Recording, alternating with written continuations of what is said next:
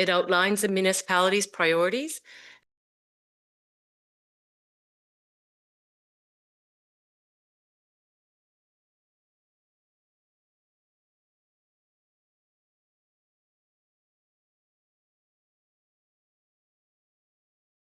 agenda. One of the biggest ongoing challenges in drafting the budget is balancing cost pressures, such as inflation and higher costs, with the necessity of maintaining service levels and without excessively increasing taxes or fees. Like most municipalities, South Huron faces constraints in revenue generation and balancing service levels. Rising expectations for more and improved services and distinguishing needs from wants during the budget process remains a significant challenge. The budget book itself is scheduled for presentation at the next budget meeting on October 27th. Staff's focus for the 2026 draft staff budget is on maintaining services and infrastructure that meet the expectations of South Huron residents, but also acknowledging the economic pressures faced by many. The agenda on this meeting includes various reports that Council has requested throughout the year to come back for budget deliberations. And Alex will provide more information on the process for budget under the Strong Mayors. And Aaron will provide an overview of the budget basics and asset management. Thank you. Any questions at this point? I'm not seeing any. Yep. Go ahead.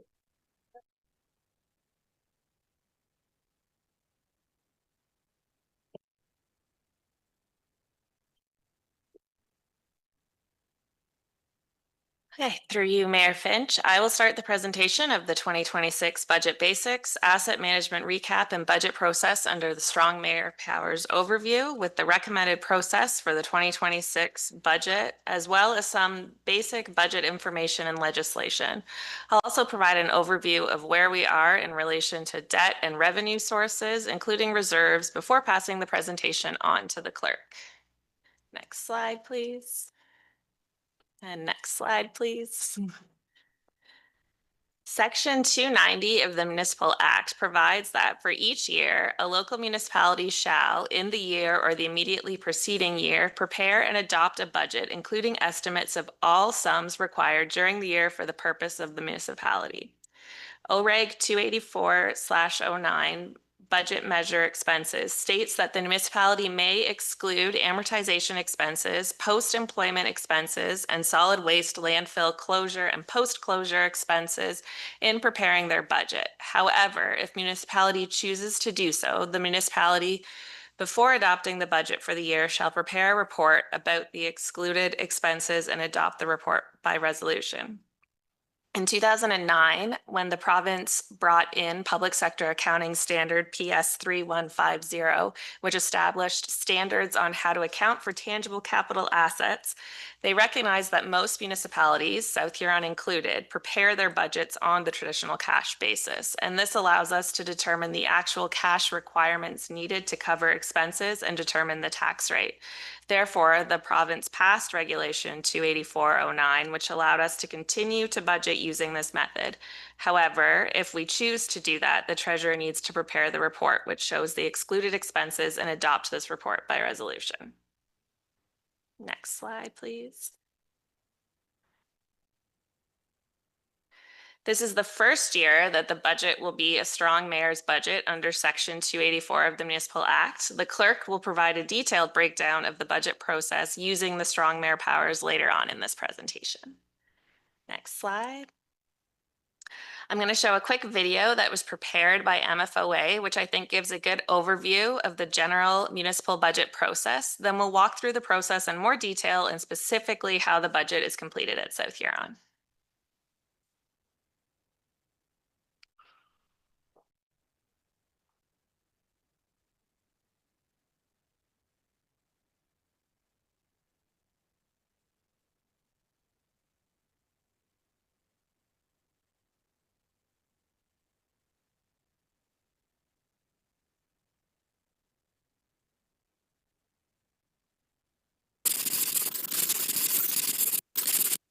Okay, I would like to help you understand how your municipality develops its budget. We always hear about them, and often this can feel like another language altogether. Before we get started, there's important information you should know. Ontario municipalities, like the municipality of MFOA, receive approximately 9% of all taxes collected, but are responsible for over 50% of the infrastructure. Let's start by looking at what the word budget means. Well, simply put, it's a planned, itemized summary of money that is coming into the municipality and how that money is spent for a specific period of time. It's very important to note that provincial government legislation in Ontario states money coming in equals money going out, also known as revenue equals expenditures or a balanced budget. The municipality of MFOA provides more than 60 services to the citizens of the municipality, so municipal council and administration always have to make difficult decisions to ensure this balancing takes place. There are two main components of the budget when looking at the money going out side of the scale. Operating pays for all the day-to-day activities of the corporation. This includes items such as salaries and wages, utilities, supplies, fuel, and insurance, just to name a few. The capital budget pays for all the new big investments or the rehabilitation of current assets under the municipality's control. So let's focus on how the municipality collects to pay for all these services. For every dollar that comes into the municipality, 64 cents comes from property taxes, 21 cents from grants and subsidies, and 15 cents from user fees and other sources. So, now we've learned what a budget is, how municipalities collect money, and how they spend it. Now let's take a look at how these pieces work together. Money comes in through property taxes, grants and subsidies, and user fees. The money collected is required for both the operating and capital budget. We've already talked about the operating budget, including day-to-day expenses, but it also includes money for funding capital budgets. The capital budget pays for all the new big investments or the rehabilitation of current assets under the municipality's control. This connection is made through three methods. The capital levy method reflects a pay-as-you-go approach. The reserve fund method, which reflects a planned save now, acquire, or use later approach, and the debt payment approach. Okay, so let's recap. 1. A budget is a plan for money coming in and money going out. There are two building blocks to the municipality's budget: operating and capital. 2. The operating budget is like you're paying your house bills to keep the lights on. Just like in a normal household, our bills go up with inflation. 3. The capital budget is like your major outlays: vehicles, house, renovations, etc. 4. Money comes in from three sources: property tax levy, user fees, and grants and subsidies. 5. Money coming in is used to deliver over 60 services to municipality residents. 6. Municipal council and administration, with the input of the public, decide how to best balance the municipal budget guided by provincial legislation. And that is how your municipality develops its budget.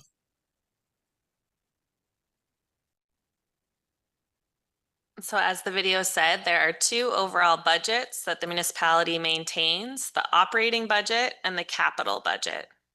So the operating budget pays for all the day-to-day activities of the corporation, and examples of operating expenses include wages, benefits, insurance, supplies, general repairs and maintenance, fuel, and utilities. The capital budget pays for all large investments, replacement or rehabilitation of assets under the municipality's control. So examples of capital expenditures include the rehabilitation of roads, water mains and sewer mains, new facilities, rolling stock, and equipment. Next slide, please. You'll hear us refer to three different types of budgets: levy-based budgets, special area rated budget, and user fee budget. Levy-based budgets are supported mainly by property tax dollars collected on all assessed property and include the following: policing, planning, bylaw enforcement, fire, transportation, recreation, economic development, conservation authorities, library, general admin, council, community grants, cemetery, and animal control. User fee levy-based budgets are supported by user fees and permit fees, are full cost recovery and include the following services: water, sewer, solid waste, and building. Special area rate budgets are supported by particular property tax dollars levied on specific benefiting areas. Street lighting budget is a special area rate budget. For example, properties which benefit from streetlights have specific property taxes levied upon them to pay for the operating and capital costs associated with those streetlights. Next slide. South Huron utilizes various sources of funding to deliver our services. These include property taxes, which are the main source of funding for levy-based budgets, as previously described, user fees, permits and license fees, interest on investments, sales, donations, and grants, which I'm going to expand on in the next few slides. So South Huron receives 3 main grants each year, which are a vital source of revenue. The first one is the Ontario Municipal Partnership Fund. This is the province's main general assistance grant to municipalities. Its objectives are to recognize the challenges of northern and rural municipalities while targeting funding to those with more challenging fiscal circumstances, support areas with limited property assessment, and assist municipalities that are adjusting to year-over-year funding changes. For 2025, the OMPF received an increase of $50 million to provide $550 million OMPF program, and the funding was provided to 390 municipalities across the province. It was previously announced that the fund for 2026 would receive another $50 million increase for a total funding envelope of $600 million. At this time, we have not been provided with our OMPF allocation for 2026. Last year, we received notification in November, so I'm hopeful we'll receive it around that same time again, and council will be updated when the funding amount is received. Over the last 5 years, our allocation has fluctuated. We've been seeing slight increases in the annual allocation since 2021, which is definitely a positive, given that at one time in 2021, they did indicate they were considering phasing this grant out. Next slide, please. Another key source of grant funding is the Canada Community Building Fund, which was formerly known as the Gas Tax Fund. This is a federal grant flowed through AMO. We receive an annual contribution through a signed agreement. Funds are provided to support local infrastructure priorities. The latest agreement was signed in 2024 and is for 10 years. Note the agreement does not indicate the funds that will be received each year, though. Communities select how best to invest the funds, having the flexibility to make strategic investments across 19 different project categories, including wastewater infrastructure, local roads and bridges, solid waste management, and recreation. The asset management plan adopted by Council in 2021 recommended that these funds be used for transportation asset replacement, and that recommendation has continued in the 2024 and 2025 plans. Any unused funds in a given year must be maintained in a reserve fund.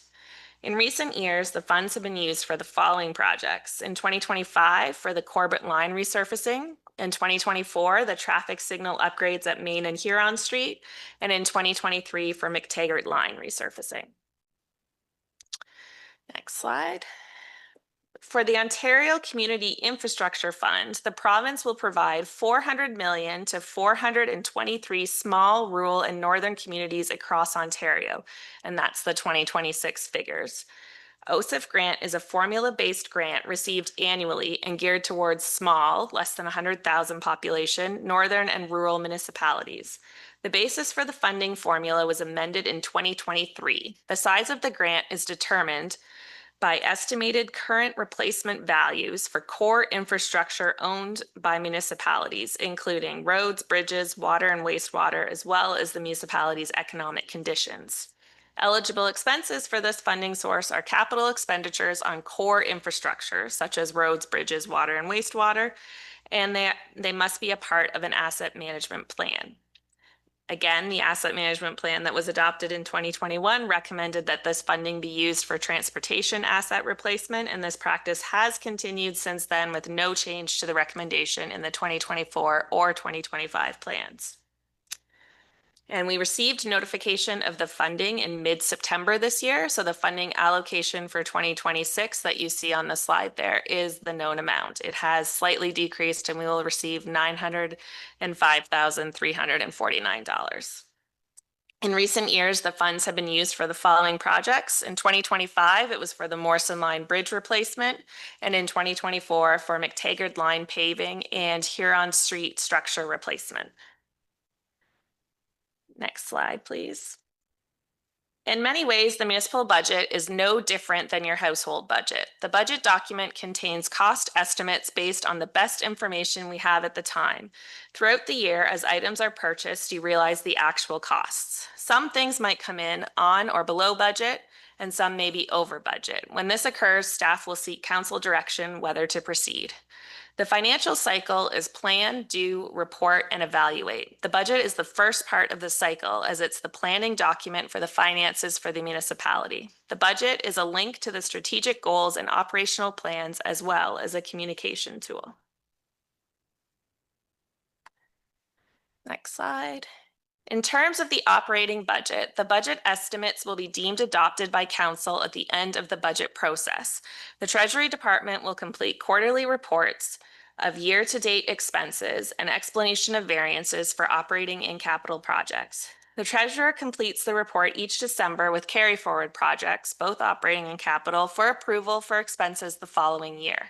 Any underspend from the budget goes into the working fund reserves and the spending can be committed from there.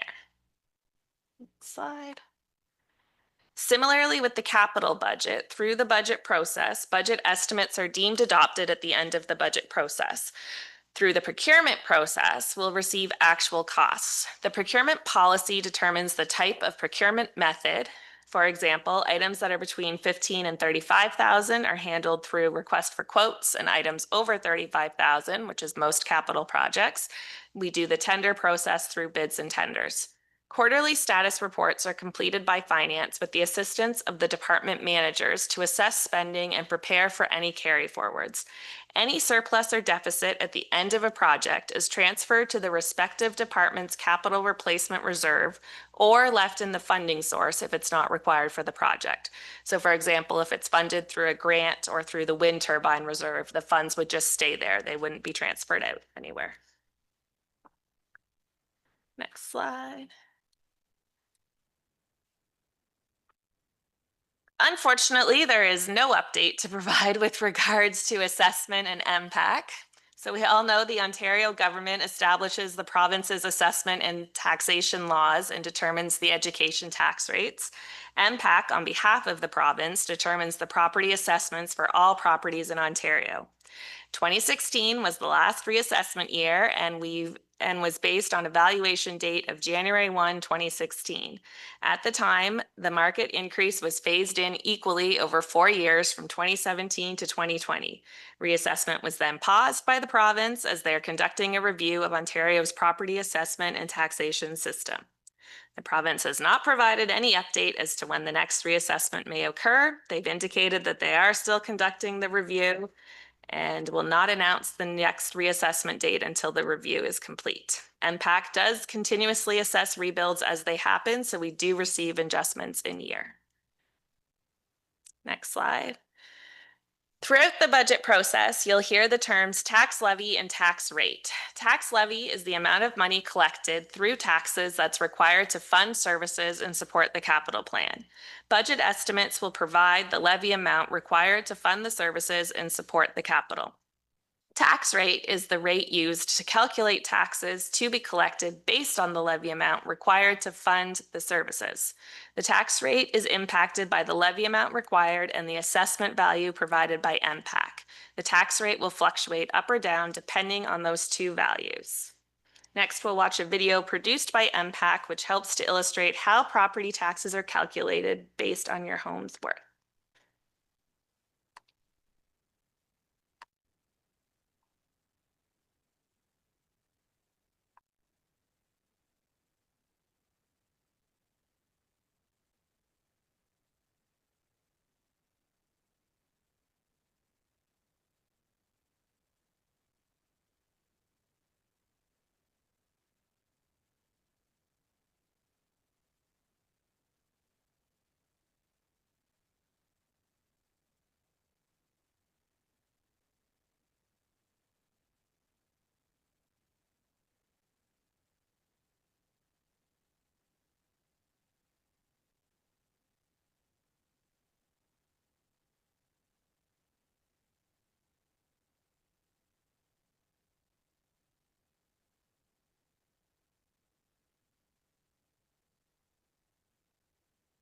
Property taxes are based on your home's value. What you might not know is that an increase in your home's value doesn't necessarily mean your taxes will go up.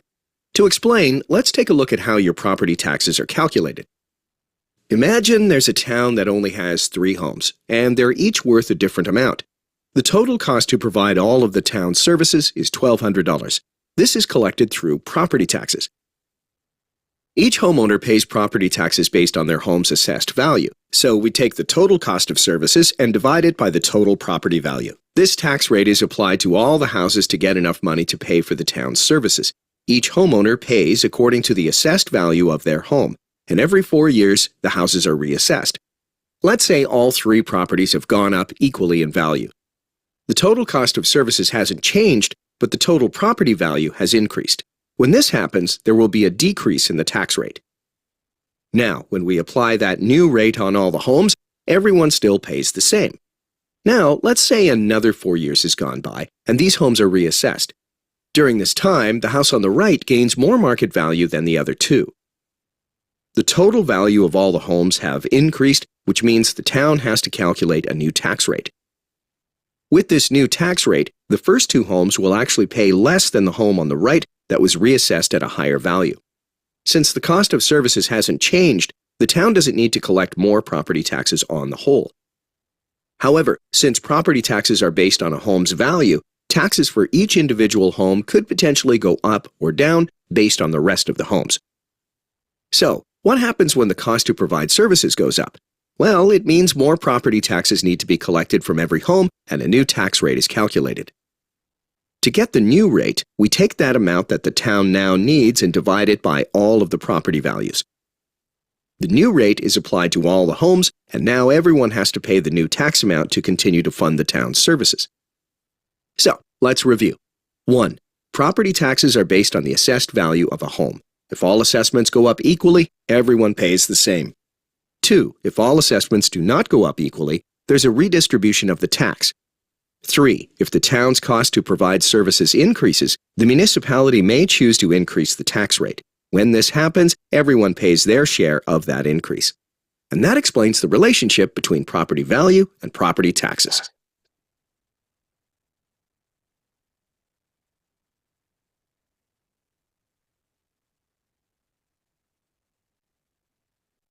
The next slide provides a brief overview of the process that staff and council will undertake when building the annual budget. First, the managers will draft their operating and capital budgets. This takes place mostly in August and September. Then there's the budget review with finance and the CAO. Public communication and budget education begins in August and September. Then we're at tonight with the budget basics. Then we will start discussing the draft staff budget in October and November, and the mayor will release the proposed budget on November 18th. The clerk will go into more details on the process of how the mayors will process the budget later. Continuing with our communication strategy, we are going to continue with social media posts throughout the year. And new this year, we also created a project page for the budget, and a link to that was included in the final tax insert that was mailed out in September.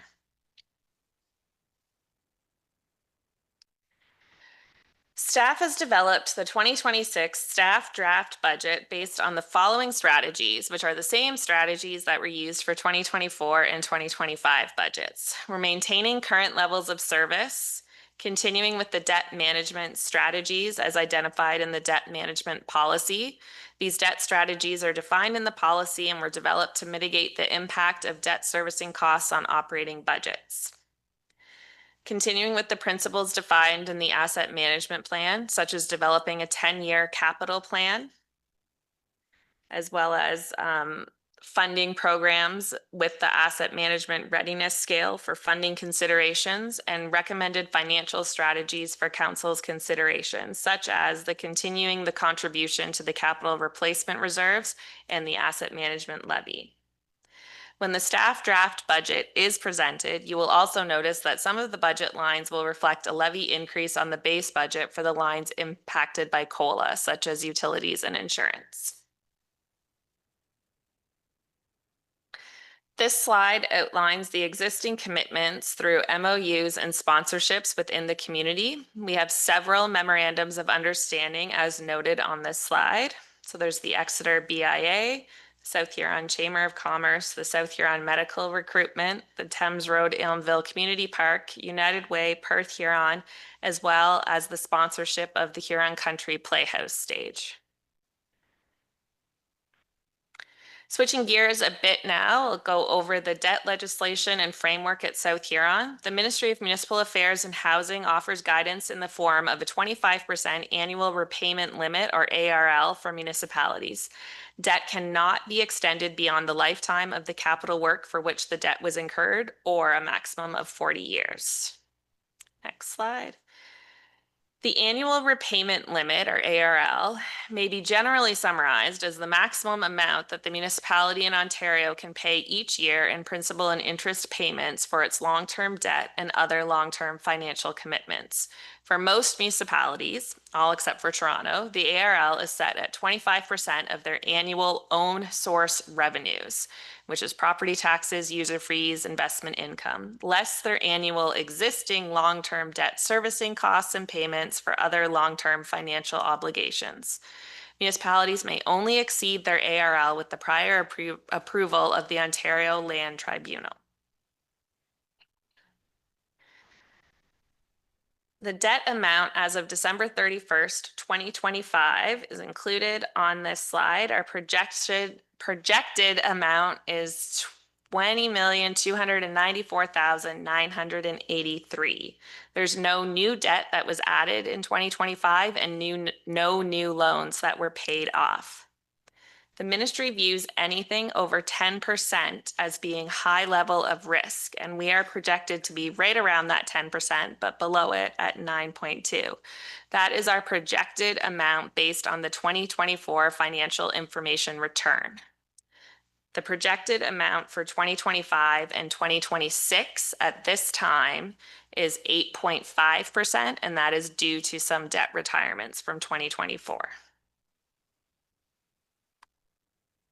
Next slide.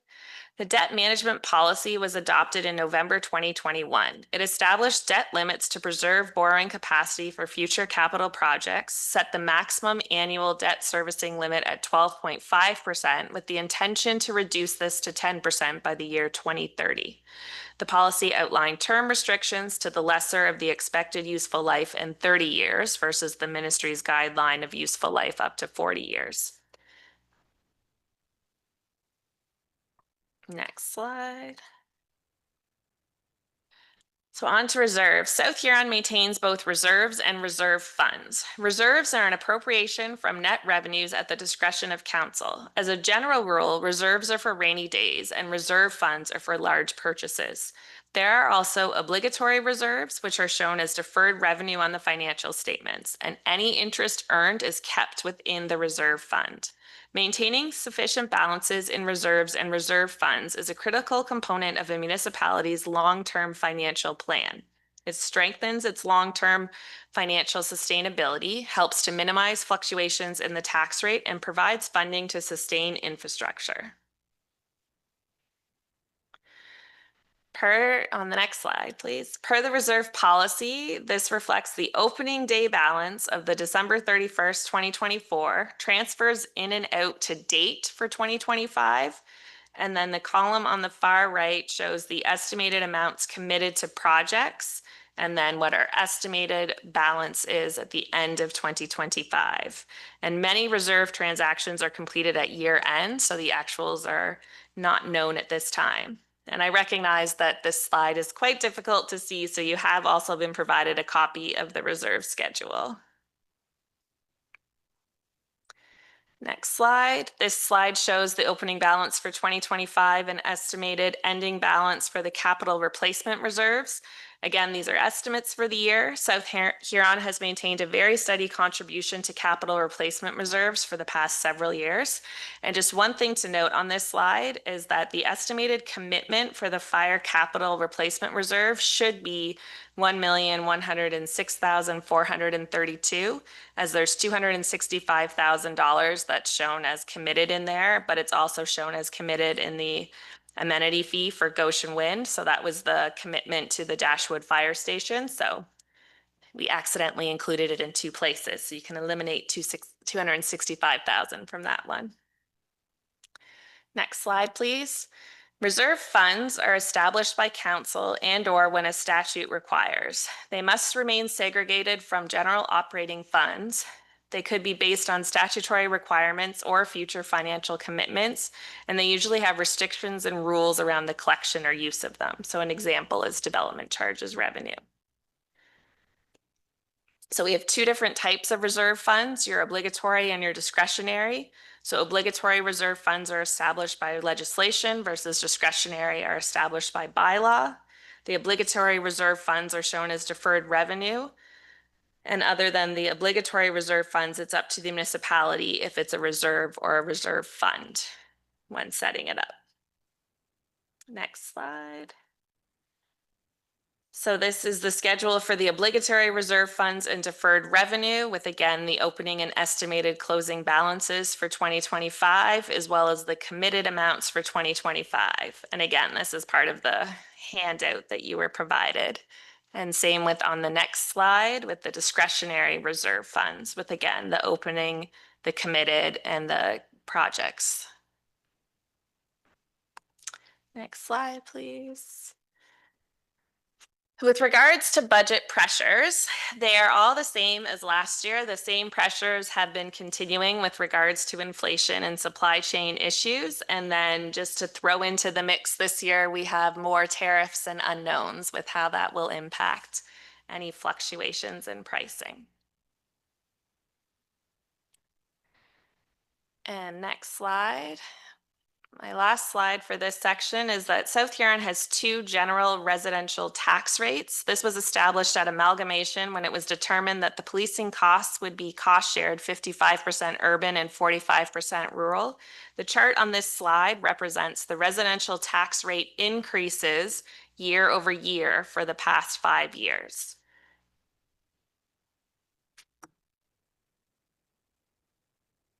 And then that completes the budget basics portion of the presentation. And before I give a quick asset management financial strategy recap, I will pause for questions. Well done, Aaron. Well done. Any questions for our staff on this at all? Not seeing any. Great, continue on. Next up is the asset management recap. Next slide, please. To get started on the financial strategy, I'm going to go through some of the background information on the municipal assets. In 2009, accounting standard PS 3150 came into place, which required municipalities to inventory, find historical costs where available, and if not, establish historical costs, calculate replacement costs and amortization on all municipal assets. This also began the requirement to disclose the value of assets on municipal financial statements. Starting in 2019, OREG 588/17, Regulation for Asset Management, Strategic Asset Management Policy, was adopted in 2019 and reviewed and updated in 2024. The asset management plan was started with just the core assets in 2022. All assets were included in 2024, and proposed levels of service were adopted in June 2025, which now makes us compliant with all parts of the regulation for asset management plans. Next slide. The 2026 budget will also include the following recommendations with respect to asset management. A continuation of the dedicated asset management budget. In 2018, this budget was established at $175,000. In 2023, South Huron began to allocate the budget across both core and non-core asset categories, which we will continue to do moving forward. We also have our annual investment in capital infrastructure as identified in the capital budgets and commitment to our annual capital replacement reserves. In 2025, budget contributions to capital replacement reserves corporate-wide were approximately $5.9 million. And then we also have the asset management levy, which was introduced in the 2023 budget. Next slide. From the analysis that was completed for PS 3150 in 2009, staff recognized the need to enhance South Huron's capital funding plans, increase capital spending, and set aside funds in a reserve for the future replacement of assets. An initial strategy was established for capital replacement reserves for assets, including annual increases. As a starting point, at that time, a percentage of the amortization values was used to calculate the initial contribution.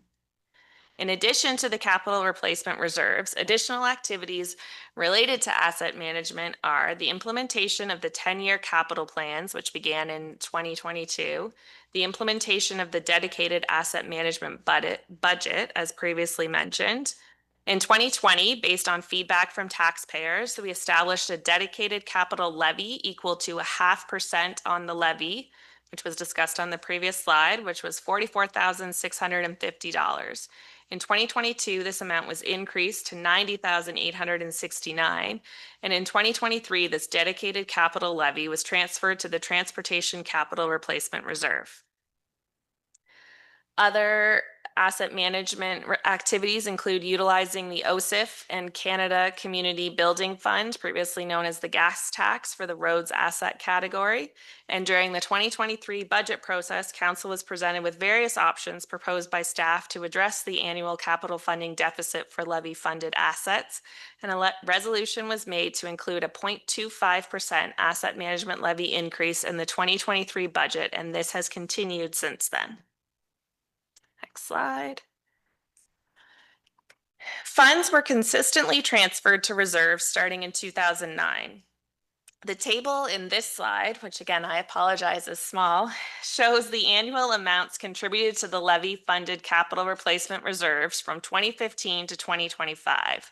Please note that the chart does not reflect any amounts taken from reserves through resolutions. Commencing in 2011 through the budget process, the established guideline allowed for the use of 25% of the previous year's contributions. From 2009 to 2014, the overall amount that was contributed to the reserves for levy-funded programs started at $266,180, and by 2014 had increased to $661,457. A couple of other things to note on this slide. The percentage at the bottom, which I actually don't even think you can see. So there was a percentage at the bottom previously that you could see that showed the year-over-year change. Oh, it is there. In contributions. So you can see that. So for example, in 2023, the contributions to levy-funded capital replacement reserves increased by approximately 2%. Beginning in 2020, the budget there was the introduction of the dedicated capital levy. And then you will see that transfer into the transportation levy come to 2023. And then there's the introduction of the asset management levy at 0.25% in 2023. And then the other change is in 2025, we did a one-time levy for the Dashwood Fire Station, and that's what the increase is that you see in the emergency line there. Next slide. So similar to the last slide, this is the table that shows for the rate-funded programs. And this is the annual amounts contributed to the rate-funded capital replacement reserves, which again began in 2009, and this chart is from 2015 to 2025. And again, this does not show any amounts that were taken from reserves through resolutions. So from 2009 to 2014, the overall amount that was contributed to reserves for the program started at $620,079, and by 2014 had increased to $943,309. And starting in 2019, the allocations were made based on the Watson rate study.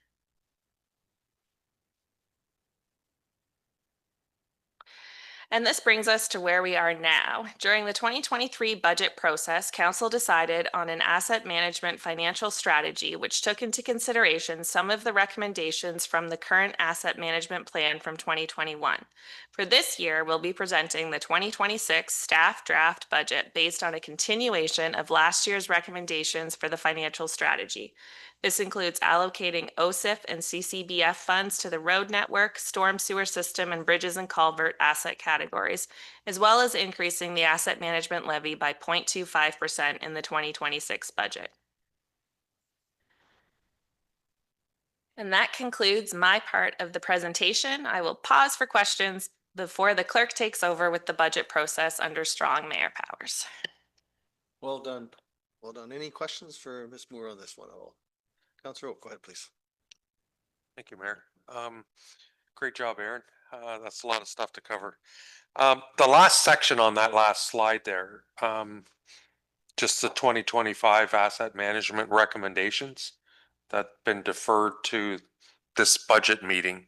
I guess I just had a question on it. In another report, it talked about 1.9% over 5 years for the annual tax change, and then it also had 1.8 for water, 2%. Were they cumulative, or or did we choose one, or what was the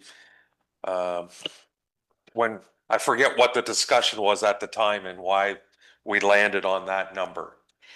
Through you, Mayor. We landed at the 1.9 because what was included in here is just the levy-based increase. So the 1.9% is the increase for levy-based funds versus we usually use the recommendation for the water wastewater rates when it comes to those budgets instead of the recommendations from the asset management plan. So it wasn't an average or a cumulative. It was just specifically the levy-based. Thank you. So just to follow up, at this point in time, the budget that's coming on October 27th or whatever won't include this because this was just recommended to this meeting, just I guess to start talking about it. It hasn't been requested to include it into the budget at this point in time. Is that correct? Through you, Mayor. Yes, that is correct. Any other questions? Okay, not seeing any. Thank you very much, Aaron. Well done. I'll turn it over to Madam Clerk. So through the chair, as the acting treasurer had mentioned previously, this is the first year that the budget process will be taking place under strong mayor powers. So as of May 1st, the province ended up providing, expanding their strong mayor powers to include the municipality of South Huron. And part of that process did assign the head of council the powers and duties of the municipality with respect to proposing and adopting the budget. So section 284 sub 16 outlines multiple sections there regarding the proposed process, which includes proposed budget, council amendment period, mayor veto period, as well as an override period, which I will expand on further in the following slides. OREG 53022 also sets out the requirements for the annual budget process, and it does provide that the head of council shall, on or before February 1st of each year, prepare the proposed budget to be released, which is then provided to each member of council and the clerk and then available to the public. This is a specific power under the Municipal Act that cannot be delegated, so the head of council is unable to delegate that back to council. Should the head of council not propose the budget prior to February 1st, then it reverts back to council to propose the budget for that particular budget year. The other thing to note for this process is that the authority given to the head of council in regards to the proposed budget is not tied to provincial priorities. So a lot of the other authority given to the head of council and other aspects of the act is tied to provincial priorities. However, the budget process is not. So just to clarify on that. And then also that there's no bylaw or resolution at the end of the budget process. Within the 55 days of the proposed budget being released, it's deemed adopted, if not sooner. In regards to conflict of interest, the process would still remain the same. So members of council who have a proposed conflict of interest would have to declare. That also relies to the head of council. So the head of council, if there's a specific item that they would have a conflict of interest of, they cannot propose that within the proposed budget. However, council could pass a resolution to amend the proposed budget with respect to that matter. And in those instances, that particular amendment, the head of council does not have the right to veto. So there's specific legislative timelines. So as part of the budget package before you, there was a reference guide. So I'm going to refer to that while going through this slide. In regards to the legislative timelines, specifically on page 4 of the reference guide, speaks to the council amendment period. So as set out in the act, council will have 30 days from the release of the proposed budget, and that's currently set per our current schedule to be released on November 18th. So council will have 30 days from November 18th in order to pass resolutions to make amendments to the proposed budget. Those must be made by resolution. So based on the current schedule, there's a budget meeting proposed for council amendment period. There's one set for December 8th. There was also one recommended for the 18th, which we are just in the process of getting an alternative date for. So that amendment period, the 30 days, it can be shortened by council resolution, but it cannot be extended. So council has 30 days to make amendments to the proposed budget. As well, in that instance, the mayor can vote as a member of council on the amendments, but the mayor would not be the one bringing an amendment forward. Should no resolutions be passed, so if council does not make any amendments to the proposed budget during those 30 days, once that time has expired, the proposed budget is deemed adopted. If council were to make amendments to the proposed budget, we would proceed with the next section. However, for bringing forward proposed amendments, staff have created a proposed amendment form that council could fill out that would outline what they're preparing or proposing as an amendment to the budget to be brought forward for inclusion on upcoming budget agenda packages. Very important to note that during the council amendment period, this is the only time that council or any changes can actually be made proposed to the proposed budget. Sorry, any amendments to the proposed budget. So during those 30 days, council will have received the proposed budget. They can make their amendments to that through resolution.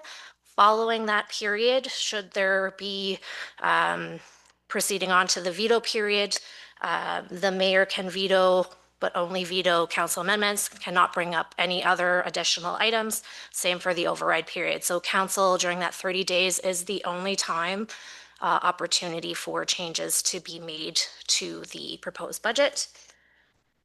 The other thing to note for that particular time period, as once the proposed budget is released, staff are unable to update the proposed budget at that time. So if we end up getting firm numbers on certain grants or things like that, there will be staff reports being brought back to those council meetings outlining the numbers as well as the financial impact and recommending council pass an amendment resolution in order to update the budget to reflect that. As at that point in time, the proposed budget is before council and only council can make changes. Following the expiry of the council amendment period, so page 5 of your reference document, that speaks to the mayor's veto period. So following the 30 days of the release of the proposed budget, should council have made amendments, the mayor then has 10 days following the expiry of that period to determine whether or not they intend to veto any of the amendments. So again, during that period of time, the mayor has the ability to veto the amendments brought forward by council. The mayor cannot propose any other changes to the budget. They can also have the veto period shortened by by mayoral decision. But they can't extend it. Should the mayor not veto any of the amendments, then following the expiry of that time period, the budget would be deemed adopted as proposed, as well as with any council amendments. Should the mayor proceed with a veto, then it sets in motion the override period. And that is outlined on page 6 of your reference document. So during the override period, so following the expiry of the mayor veto period, then council has 15 days to then vote to override the mayor's veto. So again, that requires council resolution, and it does require 2/3 of council. So you would require 5 out of 7 members to vote for it to be successful. The mayor does have the ability to vote in that override vote, and that all of those votes for any overrides for possible vetoes would take place at the January 12th, 2026 regular council meeting based on our current schedule. Following that period, if council, if there is an override for council, so following that, the budget would be deemed adopted with either amendments that were not veto or amendments that were vetoed and then the veto was overridden.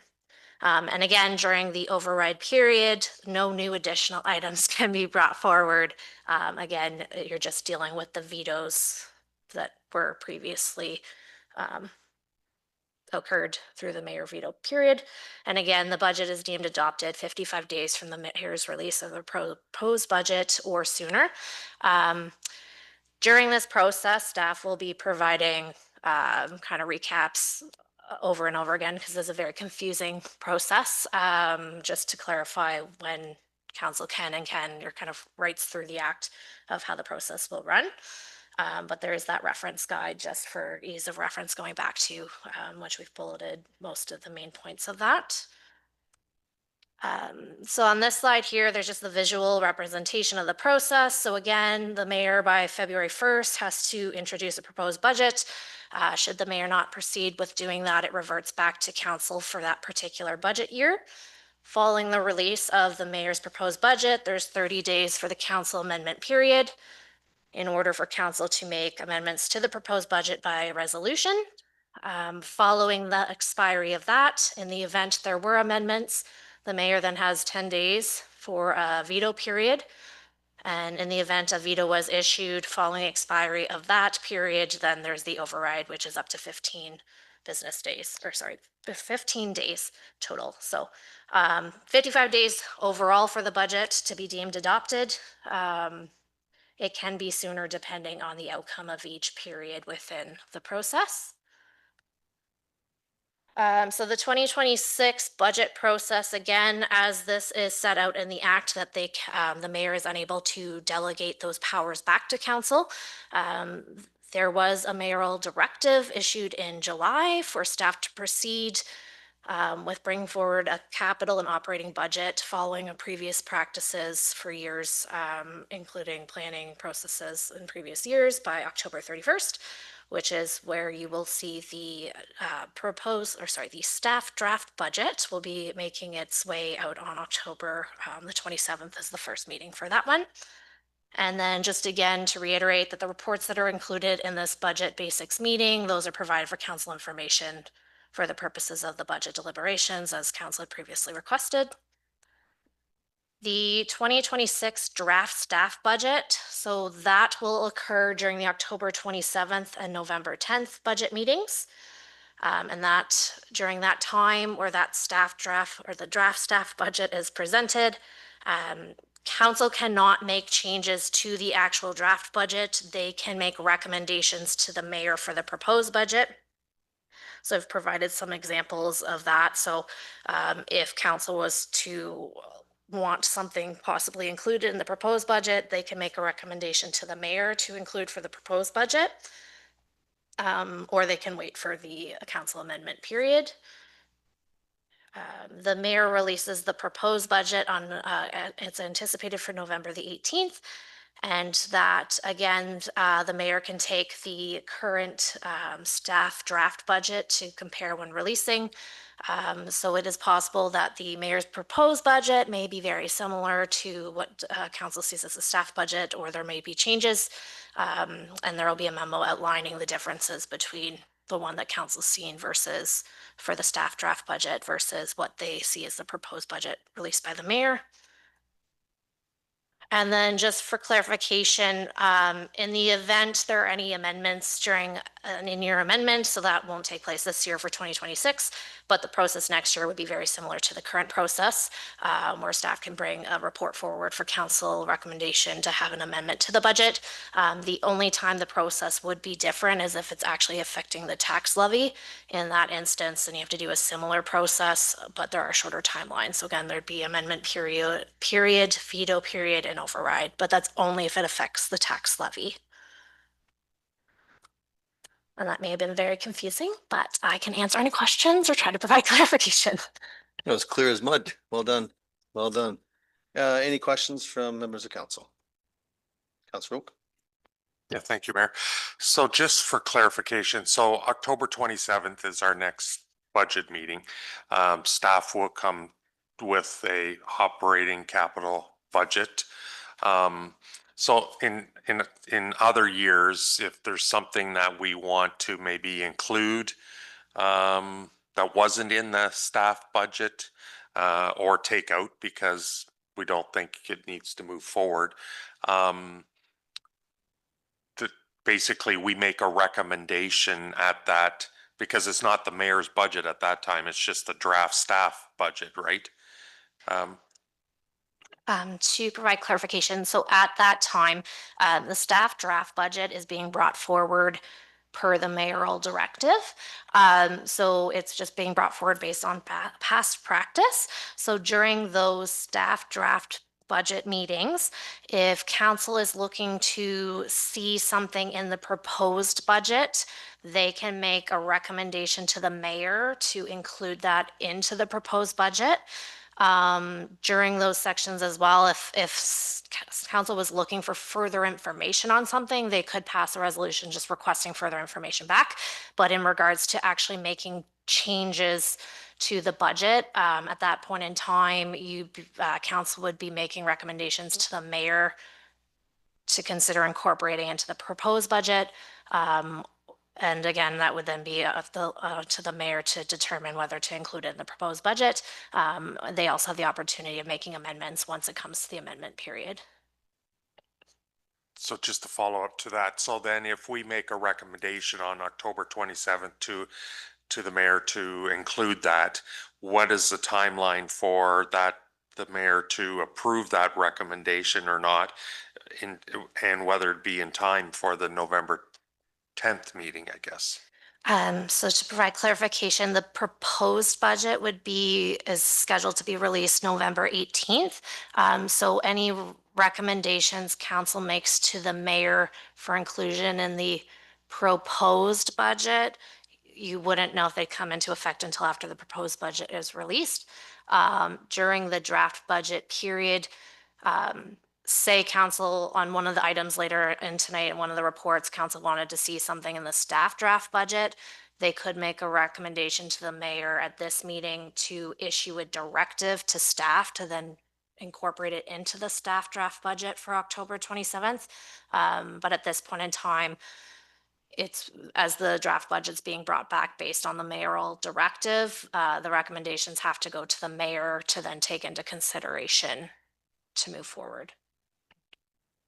Yeah, and sorry, I'm taking up all the questions, but just because in past, sometimes the first meeting will say, okay, maybe can we see if we added this, what that would do to the tax levy or to, and that. So I guess I just wanted to know, because there's times where we say, okay, let's look and see what this would do to the tax levy if we're acceptable in moving forward, if everybody agrees, right? So, so that's all the reason I was asking, because there's time between the first budget meeting and the second in the past where we've looked at different scenarios, right? So.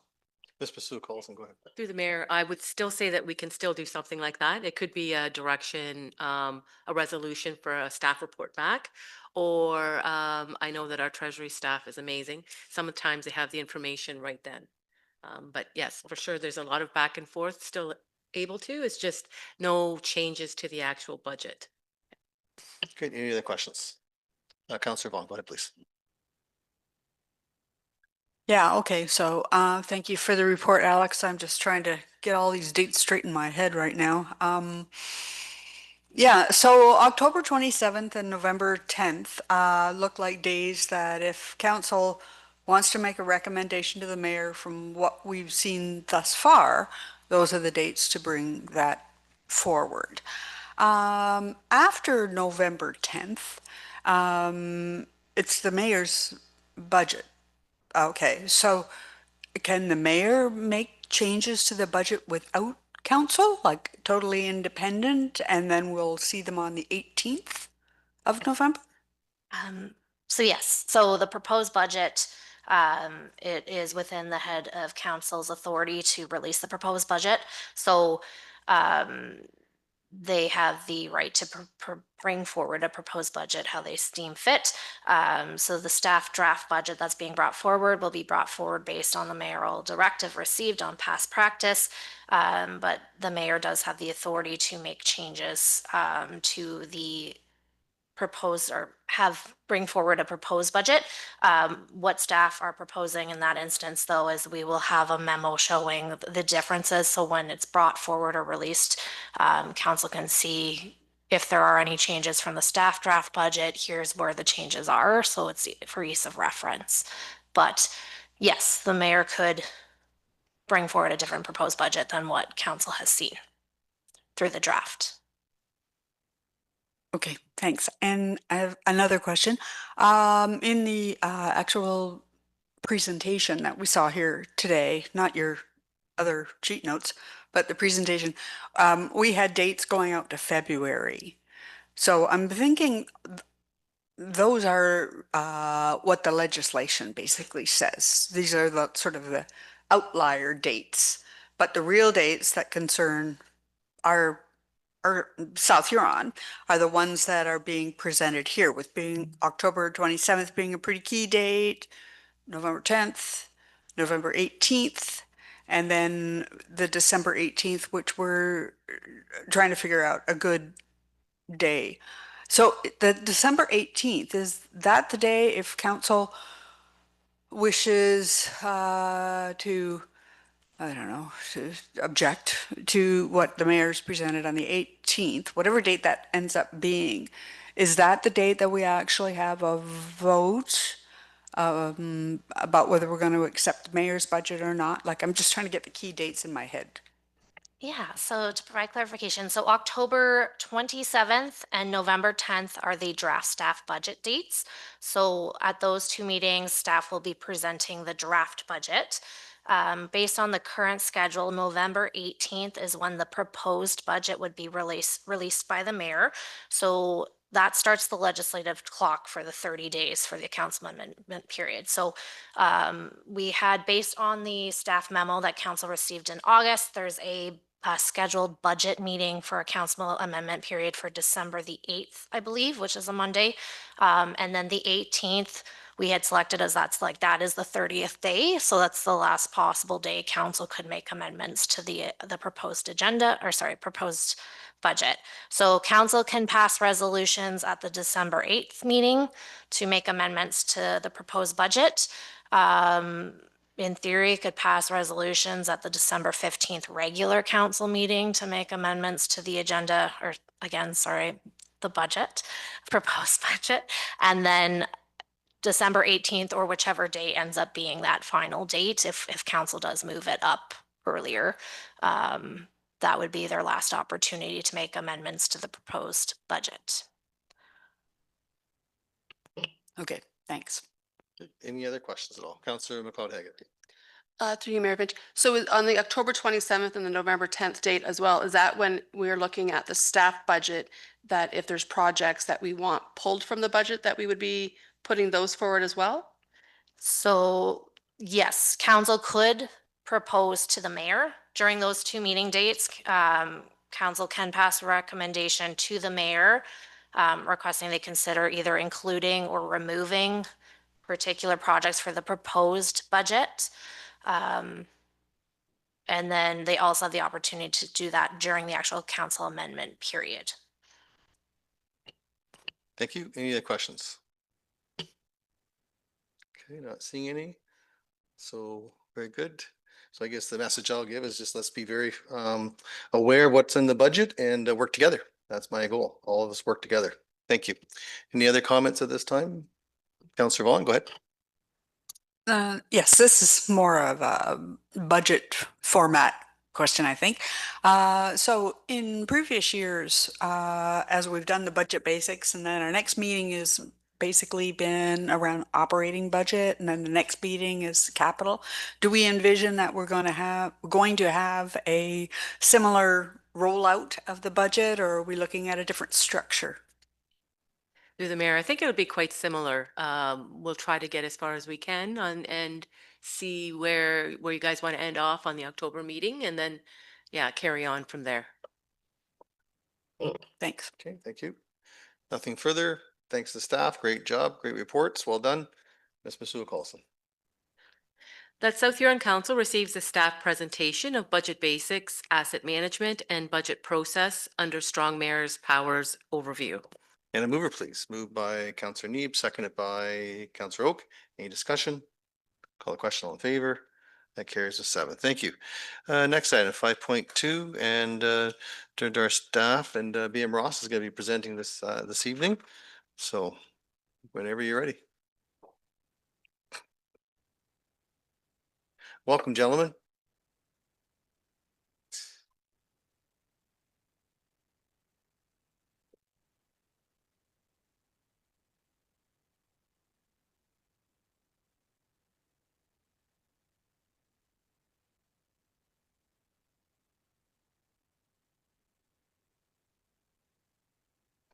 And begin whenever you're ready.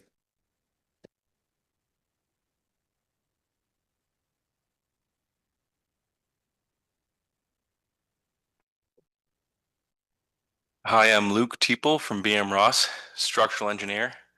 And this is Ryan, also from BM Ross.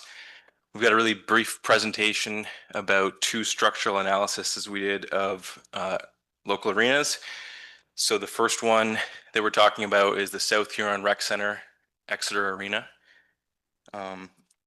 We did a structural analysis of this, and the purpose of that was to see if the structure could support additional weight due to new sprinklers and HVAC systems. We understand that the arena was constructed in 1976, so about 49 years ago now.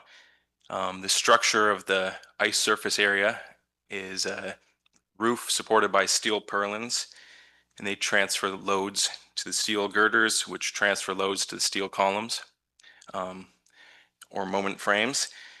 And pre-engineered structures like this were typically and are typically designed pretty efficiently, basically to minimize steel costs. So based on the results of our analysis, we're of the opinion that the structure was constructed and designed to meet structural code requirements at the time of construction, so the 1970s. We also analyzed the structure. Oh, sorry, next slide. We also analyzed the structure for current snow loads. So based on the results of our analysis, we do not recommend adding additional weight to the framing spanning the ice surface unless it's reinforced. And similarly, for the open web steel joist or steel trusses in the foyer lobby area, we don't recommend adding any significant additional weight unless it's reinforced.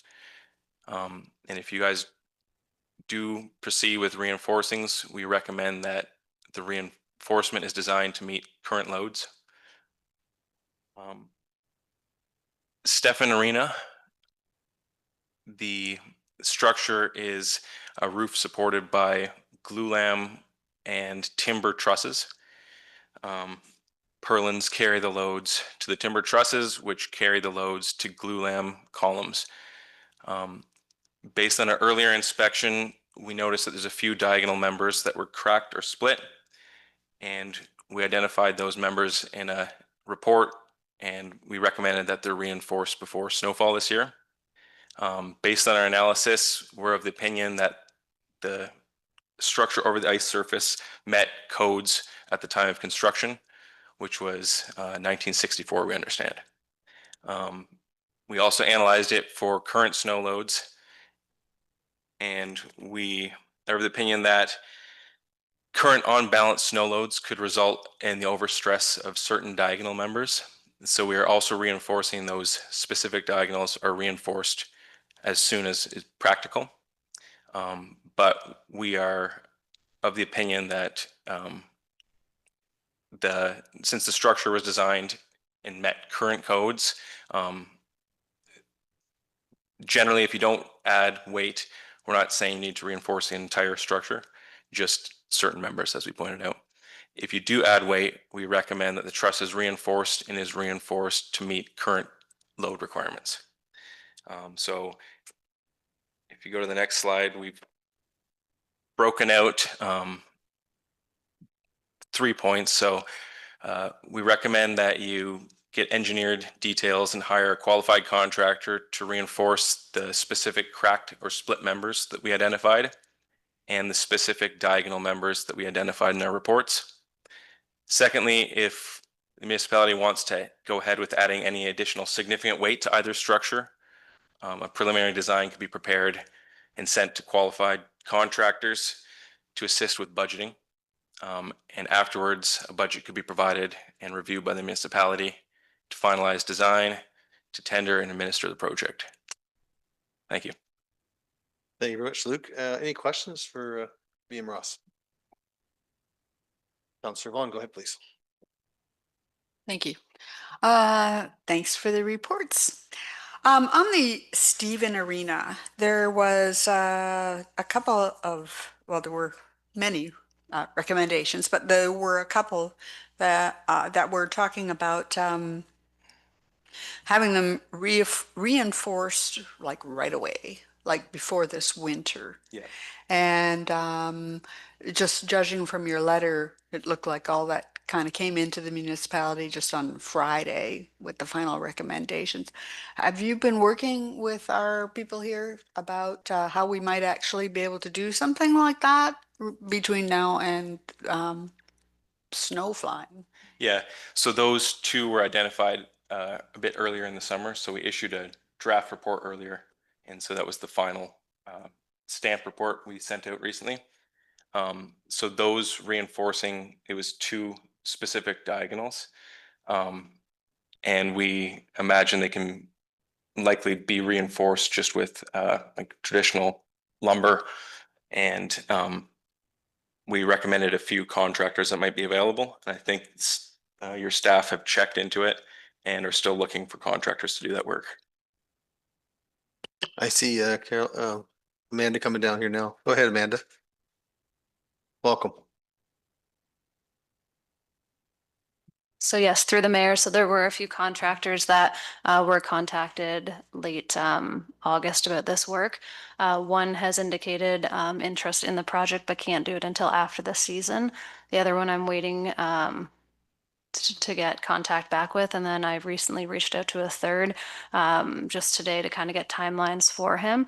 What he does require is some detailed specs from the engineering in order to determine a final price, but he does know the immediate need to get this done too. So he needs a little more detail before he can give us a final schedule, but he understands it needs to be done quickly. Thank you. Councillor Vaughn, you had something else? Yes, just sort of follow through on that.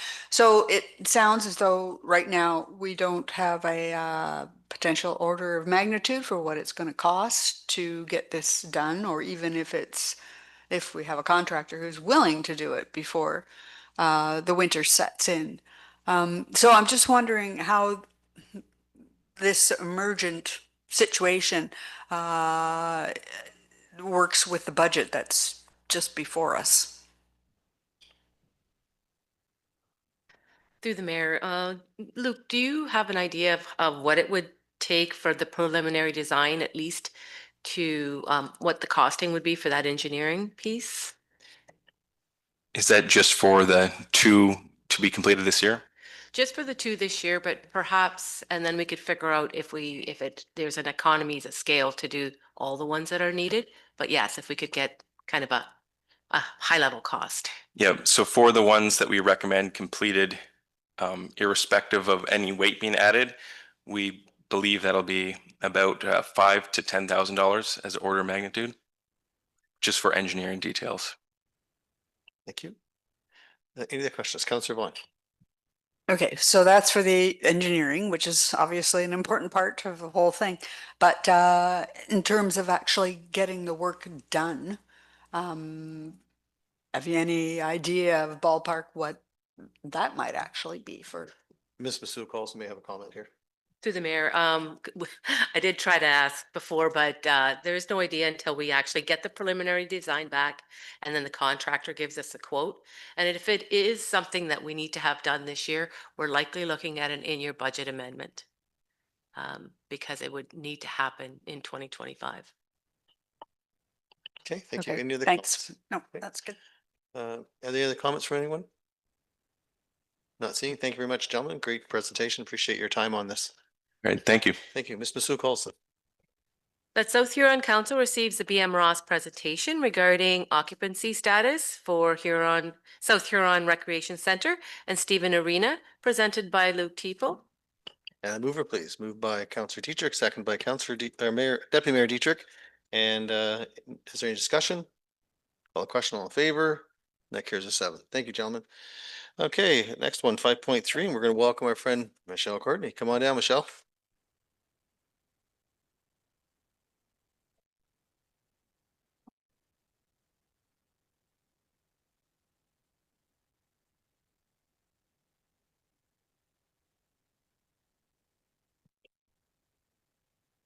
Hello, everyone. So I just have a little follow-up presentation from the presentation I gave you a couple months ago. At that meeting, it was kind of asked to bring back costs, so that's why I'm here. So just to kind of start, and I know these numbers are small, but just to to give you an idea of where the cost savings have been since the transition to EPR, Extended Producer Responsibility, with the blue box. So if you look at the 2023 program costs, when South Huron was responsible for the entire recycling program, the total costs were $666,000, about $125 a household. Moving forward to 2024, if you remember, we transitioned to Extended Producer Responsibility on April 1st of 2024. So there was 1 quarter of residential recycling costs in that year for $110,000. And then the producers are only responsible for the residential portion. So there was the IC&I recycling cost of about $15,000, and then waste cost of $188,000 for a total of $313,000. So that brought costs down to $63 per household, a total savings from the 2023 program costs of $303,000. Looking at the current year, estimating that the total cost at the end of the year, so residential recycling is completely off of the cost for South Huron, and it's just the IC&I recycling of about $19,000, and then waste collection of $194,000 for a total cost of $213,000, about $43 per household, down from the $125 a household it was in 2023, which leaves a total savings of $403,000 in 2025. And when adding up the total savings since transitioning to the EPR is about $706,000.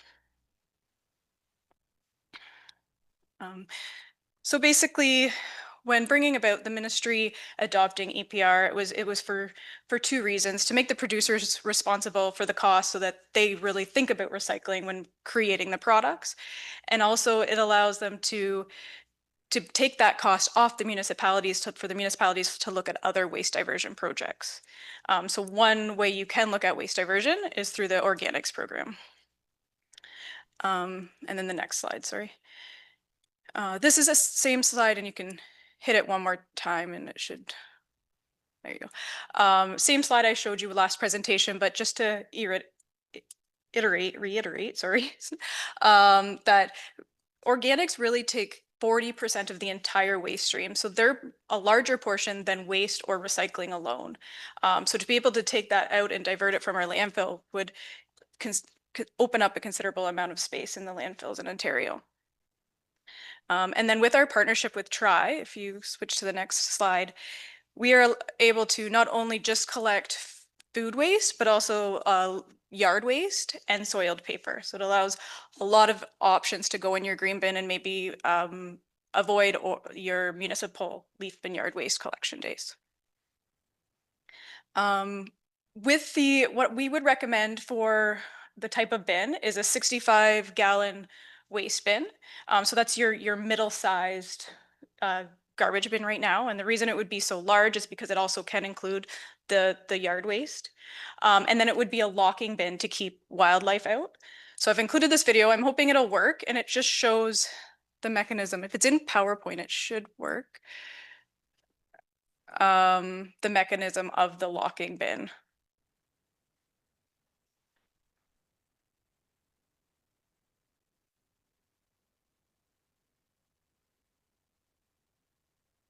If it doesn't work, if you can just go to YouTube and go Franzen lock, you can find that video as well.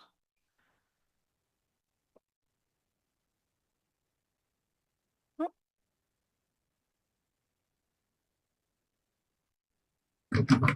Can't get in, doesn't have the thumb to be able to turn this, only when the homeowner does it. Garbage day comes, homeowner drags it out to the curb, hauler comes by, picks it up, dumps it, puts it back down, away it goes. While it's still out there, somebody hits it with a car. Nothing. Only when the homeowner opens it or the hauler. So that would be the type of lid that we would recommend to keep the wildlife out of the bins. Raccoon comes over. Can't get in. We're gonna watch it one more time here. And then the typical frequency pattern that I would recommend, which I had mentioned before, but would be going with organics on a weekly basis and then alternating your recycling and waste on the other weeks. I did provide a proposal on both if you wanted to do the biweekly waste or if you wanted to do everything on a weekly schedule. Just wait for her to bring up the slide here. So if you just want to go to so that's the frequency that I just talked about. But yeah, so here's the proposal. So if you're looking at what I would recommend going bi-weekly with your recycling and waste, and now obviously this is contingent on having to put in a change order with RLG, which is their producers of recycling. Now I have already talked to them, not about you specifically, but about the option of being able to do this, and they say it should be fine. But that would be the first step, because obviously it's the most cost-effective way, would be to go ahead and start the changeover at a recommended time to ensure that you could make recycling bi-weekly before we would follow suit. But based on that, the recommendation for collection per household would be $67 per household, and then the cost to process at Tri Recycling is $90 a ton. And then if you're looking at weekly with everything organics, recycling, and waste being weekly, it would be $105 a household and the $90 to process still. So the next slide to look at that at a yearly cost estimate. So when putting in, so the organic collection would be about $329,000 or $330,000, and the processing would be about $71,000. So that brings your total to $622,000 with our waste and IC&I recycling charges, which is $126 a household. So that's only an increase of $5,877 from what you previously paid in 2023 for waste and recycling. So it's $1.20 more a household to introduce organics. Now looking at weekly, it is a significant increase at the $105. So that would make the cost go up to $809,000, a total of $164.58 per household, which is an increased cost of $192,000 for about $40 per household if you were to do it weekly. I did look at just urban. The cost to collect doesn't really change based on our truck time that we require. So it would just be, that's looking at all urban households. You could look at a different, piloting a certain town. If you wanted to look at Exeter in particular, it would just be, it would decrease the amount of households, obviously, and the amount of tonnage. But obviously you could, for the same price, essentially, it does increase at the urban to about 128 versus 123, but then your rural stays significantly lower. It's just hard administratively to administer a different cost that way, so. But that's all I have, and I'm open to questions. Questions for Michelle? Councillor Vaughn? Okay, so we have a option A and an option B. Do we have an option for, let's say, what the cost is if we don't go with the organics at all and just maintain the status quo of weekly delivery like we have today? You definitely have that option.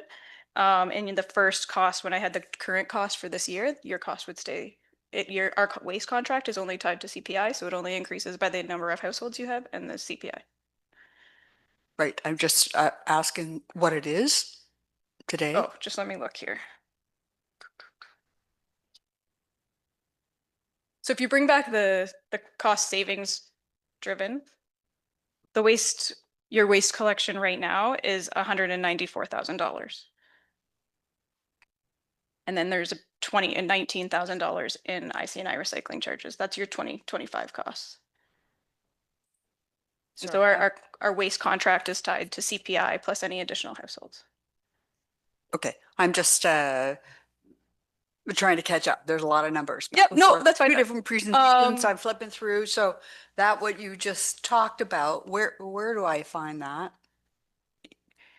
Yeah, it was in, The sorry. cost analysis, the second document under this report. Okay.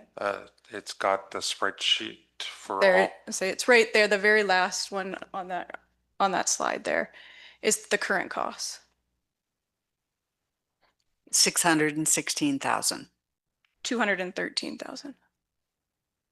616,000 was the 2023 cost. That's what you paid in 2023. Then down below is what you paid in 2024, 313, and then now is the 213. I got it now. Sorry, I just okay. I just try to find it. Throwing a lot of numbers out at you. Okay, no, that's great. Thank you. Thank you. No problem. Councillor Oak? Just a question, and it's not to Michelle. The last 2 years, we've had significant savings. Where did those dollars go to? They went into the landfill reserve. Is that right, Aaron? The right name of the account? Yes. Okay, thank you. Any other questions? Councillor Dietrich? Thank you to the mayor. You're going pretty fast there, pretty as fast as the truck goes up the road. If you don't have your bin out, you miss them. Will this one truck pick up the 3 different items? I don't, maybe I missed that. Yes, so no, it won't. That's why it's cheaper to alternate. Our trucks only have 2 compartments. So the first week 1, the truck would come down and collect organics and waste. Week 2, it would come down and collect organics and recycling, and then back to organics and waste. I'd have to send a second truck to be able to do all 3, which is why the cost is significantly more. Councillor Dietrich? So it's going to take quite a few more trucks then? It would take more if we did everything weekly, but just to do organics weekly and bi-weekly recycling and waste, it would be the same amount of trucks. Yeah, no problem. Okay, thank you. Any other questions at this time? Councillor Neeb? Just more of a comment. I thank you for the presentation, and I think we should be moving towards organics collection just due to the fact that we're running out of room in our landfill, and this is a necessary cost I mean, it's either this or we're looking at putting the money into spending money on a new landfill, and that's extremely expensive. So I guess the one question I would have too about the cost is, do we see these costs changing significantly over the next few years, or are these costs, I mean, I know they're tied to CPI and inflation and everything else, but do we foresee any changes with the cost for organics collection? I don't see like our contract would again be tied to CPI. That would be my expectation. So I wouldn't see anything unusual with organics. The two things that we will see an increase, or we could potentially see an increase in cost, is that the producers do have the ability to change recycling to biweekly. So if you didn't select this and we didn't plan to go biweekly, there's a chance that your waste cost becomes more expensive in and of itself, because now I'm only coming every other week to collect recycling, but I still have to send this separate truck to come get your waste every week. So there is potential that the cost of your waste at that point, our agreement right now is based on me co-collecting recycling and waste at the same time. So we'd have to revisit that agreement at that time. Obviously, trucks are a lot more expensive than when they were at that when we signed the agreement as well. So that could be a potential cost. As well as we just passed our budget for BRA to keep IC&I costs of recycling consistent with just an increase of September CPI. But in 2027, you will see an increase in cost in those. Now that is a very small part of the budget, but if you look, your IC&I cost was about 20,000 for 2025. Will stay relatively similar for 2026, but my estimate would it be between $50,000 and $60,000 in 2027. Oh, no, thank you. You have a question? Go ahead. Through the mayor, Michelle, last time you were here, there was still changes that were going to be happening. I'm just wondering if maybe you could update council where we're at with those. Unfortunately, I don't really have an update. We're hoping sometime in October to receive an update. The effect that really affects the municipalities is the IC&I, the ineligible portion.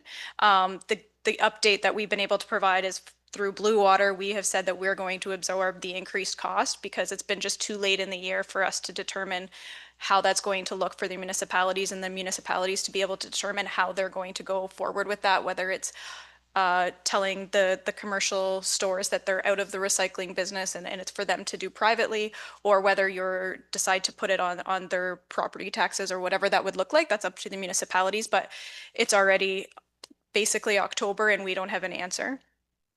So we have still been processing residential recycling for this year, and so we've been able to have a little excess funds that we can absorb the IC&I cost for next year, but we know that that's not obtainable going forward. But our plan will be in Q1 of 2026 or 2026 to provide the municipalities an information of what the cost will look like for the IC&I recycling in 2027, and then that will give us time to decide before the end of Q2 how the municipalities want to proceed, and then that gives us 6 months to roll that out for the commercial stores.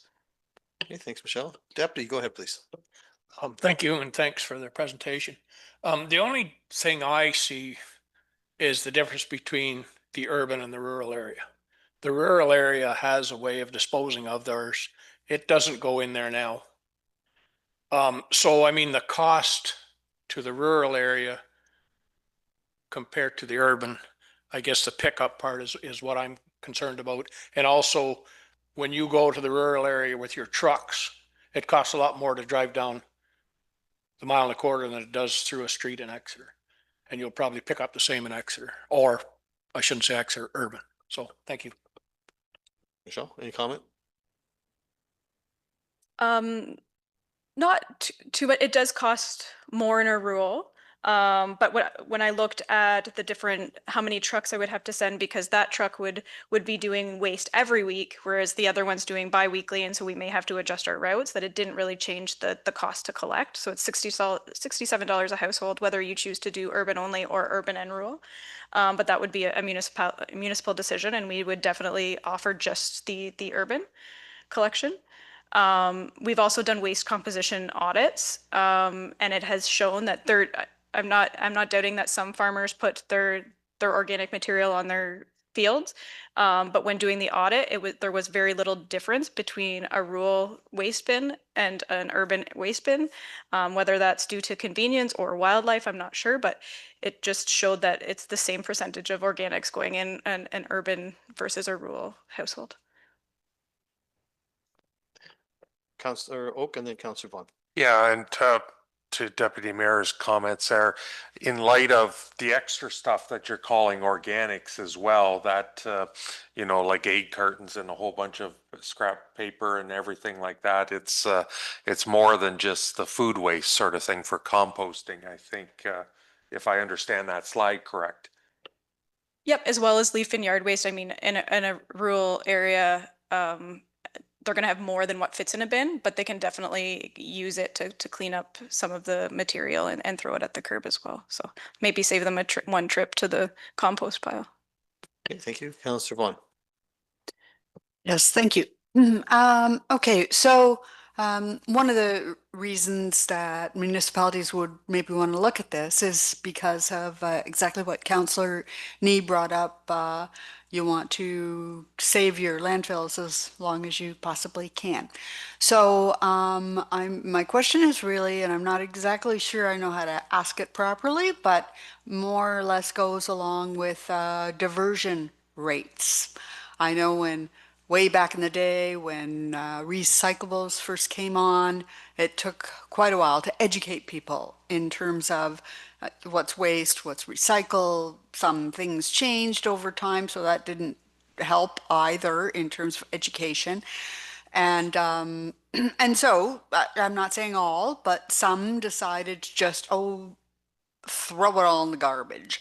And I'm just trying to think in terms of, I'm trying to understand for organics, what is the expected diversion rate? Like, is it 10% or 20%? And have you any sort of data from cities like Toronto or maybe London that have gone this route about what kind of diversion they're actually getting, moving it out of garbage as we know it to organics? I don't have any numbers based on the cities. The cities are hard because their material is so contaminated they can't take it to a facility like Tri. So theirs only have food and food waste for the most part. They do not take the soiled paper and the leaf and yard waste like we would accept. So it's hard to kind of compare because you're not comparing apples and apples. Same with London, it's just goes to Convertus, which is an anaerobic digester. And so they don't accept, it's just food waste. Goderich actually is the same way. They go to Storm Fisher, which is an anaerobic digester and it's only strictly food and food waste that they accept. Based on our waste composition audits, I showed you that waste bin, it shows that 40% is organics. Based on the tonnage that I provided you, it was 80% of that we would get, but it would definitely be a learning process. Everything's new. People need to be provided education on what can be and can't be. The good thing about our program is I think there'll be more, when you think of what you can put in an organics bin, there'll be more than you can actually put in. Whereas the recycling, it kind of goes the opposite way. People think something's recyclable because it's got the symbol. So they throw it in the recycling, but it's really not, like a toy pool or something. Whereas organics, you're going to think of your food waste, but then they won't realize that paper and leaf and yard waste and bones and meat and all of that can go in it. So I think it'll just be public education. But unfortunately, I don't have rates right now to provide you. I can look up and see. There's a lot of communities kind of starting it now to see what their uptake has been. But everyone kind of, or most people have waited for the blue box to fall off and are just kind of interested in the program in the last couple of years. Okay, thank you. I'll go to Councillor Oak and then back to you. Okay. Yeah, thank you. Michelle, you mentioned the ICI basically more than doubling the cost for us in 2027. What's the reasoning, I guess, on that much of a, going to 50 or 60,000 versus our 20,000 roughly? What's the extra cost involving? So if you remember my presentation last time, I talked about the ineligibles have to be separated or collected by a separate truck. So that's strictly why the cost is doubling, is that we're sending a separate truck to do a lot of kilometers, but with very little tonnage, because they won't allow us to commingle them. Right now, they gave us a draft that says we can commingle anybody that has one recycling bin, but any more than that, they can't. The more that we can get into that program, the cheaper things go.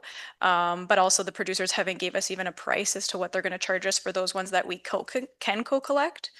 Right now, they just charge us for the actual receiving and processing of the material, but now they're telling us that they're going to charge us an administrative fee and a promotion and education fee.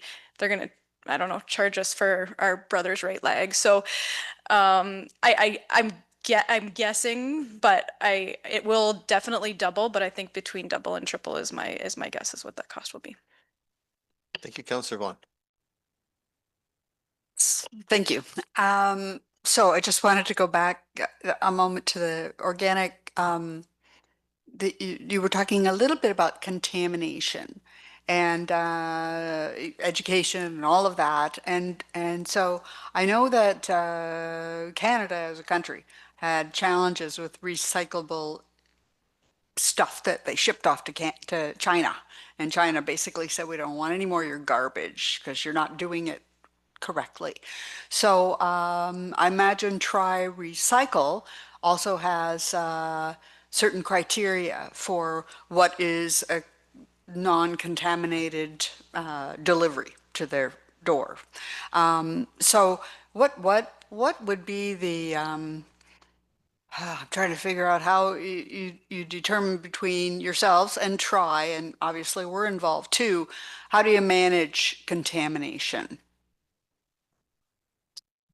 So my plan would be to do exactly what we do now for recycling. So we have auditors that go out there and look at the recycling bins and tag people if they can't do it appropriately.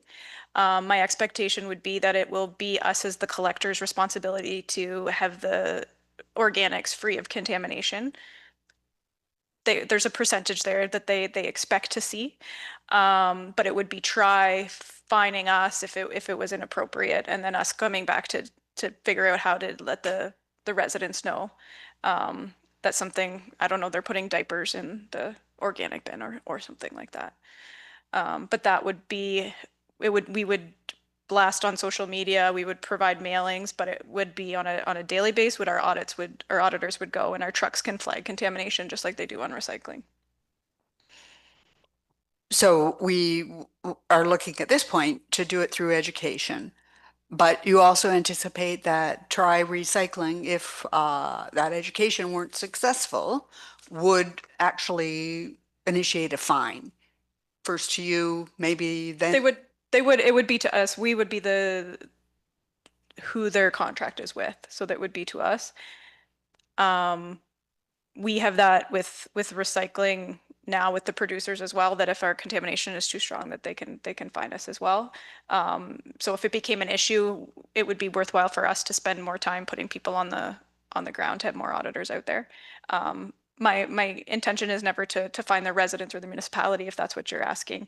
It would be to provide the education. It's always to try to educate and provide a better way for them to actually provide this, or to put the material at the curb, not to slap their hand, but to provide the education.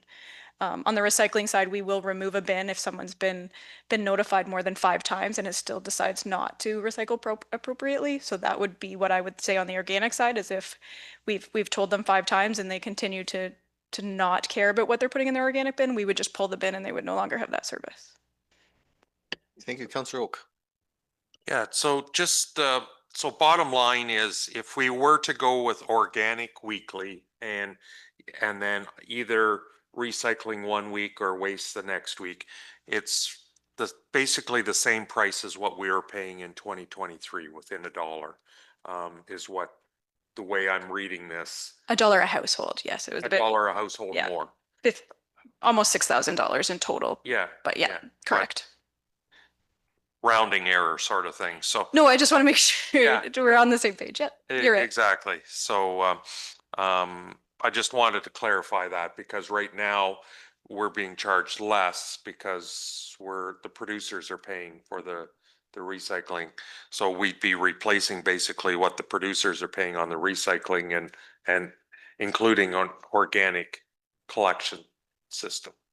Yeah, you're increasing the services provided to the resident at really no additional cost.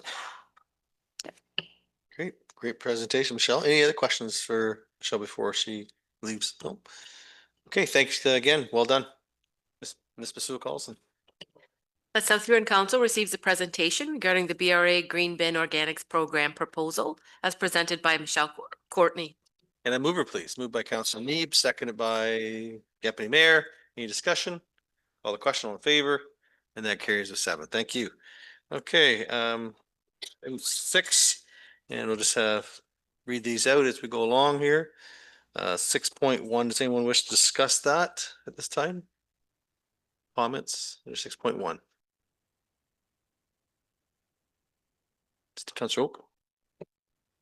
Yeah, I'd like to discuss it. Yeah, go ahead. What are your questions? Just I guess the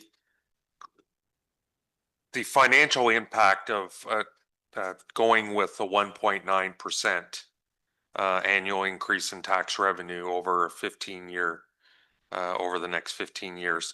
So today we're putting, there's a levy of 28,000 roughly, little 28.5.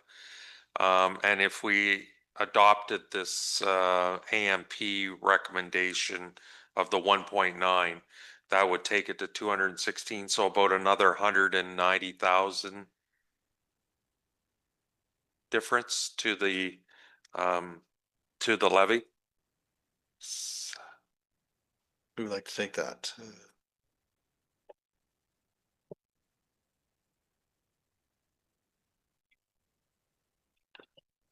Through you, Mayor Finch. So 1.9% increase on the levy, on the 2025 levy, or on the 2025 levy would be 217, just shy of 217,000. So that would be the financial impact in 2026. Yes, but today we're doing 28,500 with our 0.25% that we're doing today, right? So it's just bumping it up another Almost, yeah. significantly, 190,000, Yeah, but that's what the impact would be, Yeah. correct? Correct. Okay. Okay, thank you. Good job. Councillor Vaughn. And just on that same thinking, just so I'm clear, it would be like 200,000 more than what we thought it would be before we had this 1.9 in front of us. And then it's cumulative every year thereafter. So it's 400,000 against all the taxpayers the next year and 600. I'm rounding big time here. Okay. So it gets to be quite expensive after 15 years in terms of what's embedded in the overall taxes.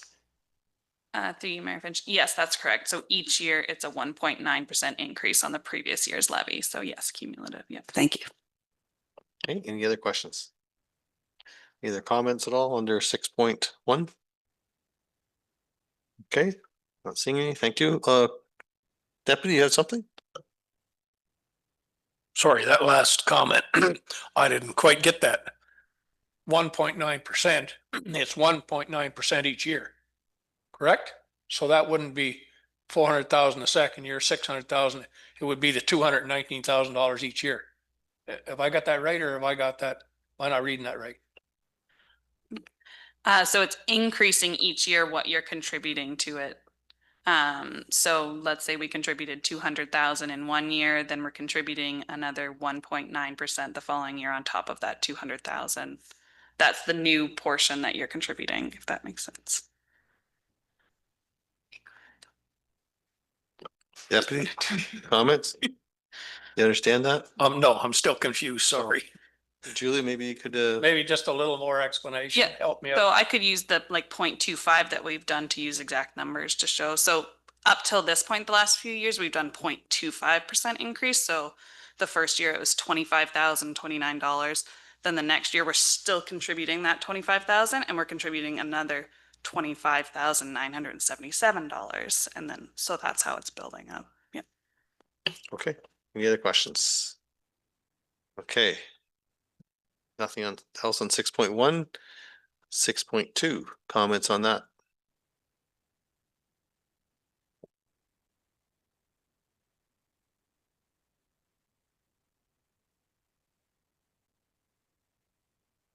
Councillor Vaughn, go ahead. Thank you. So I took a look at the report, the earlier report that was presented that staff had done.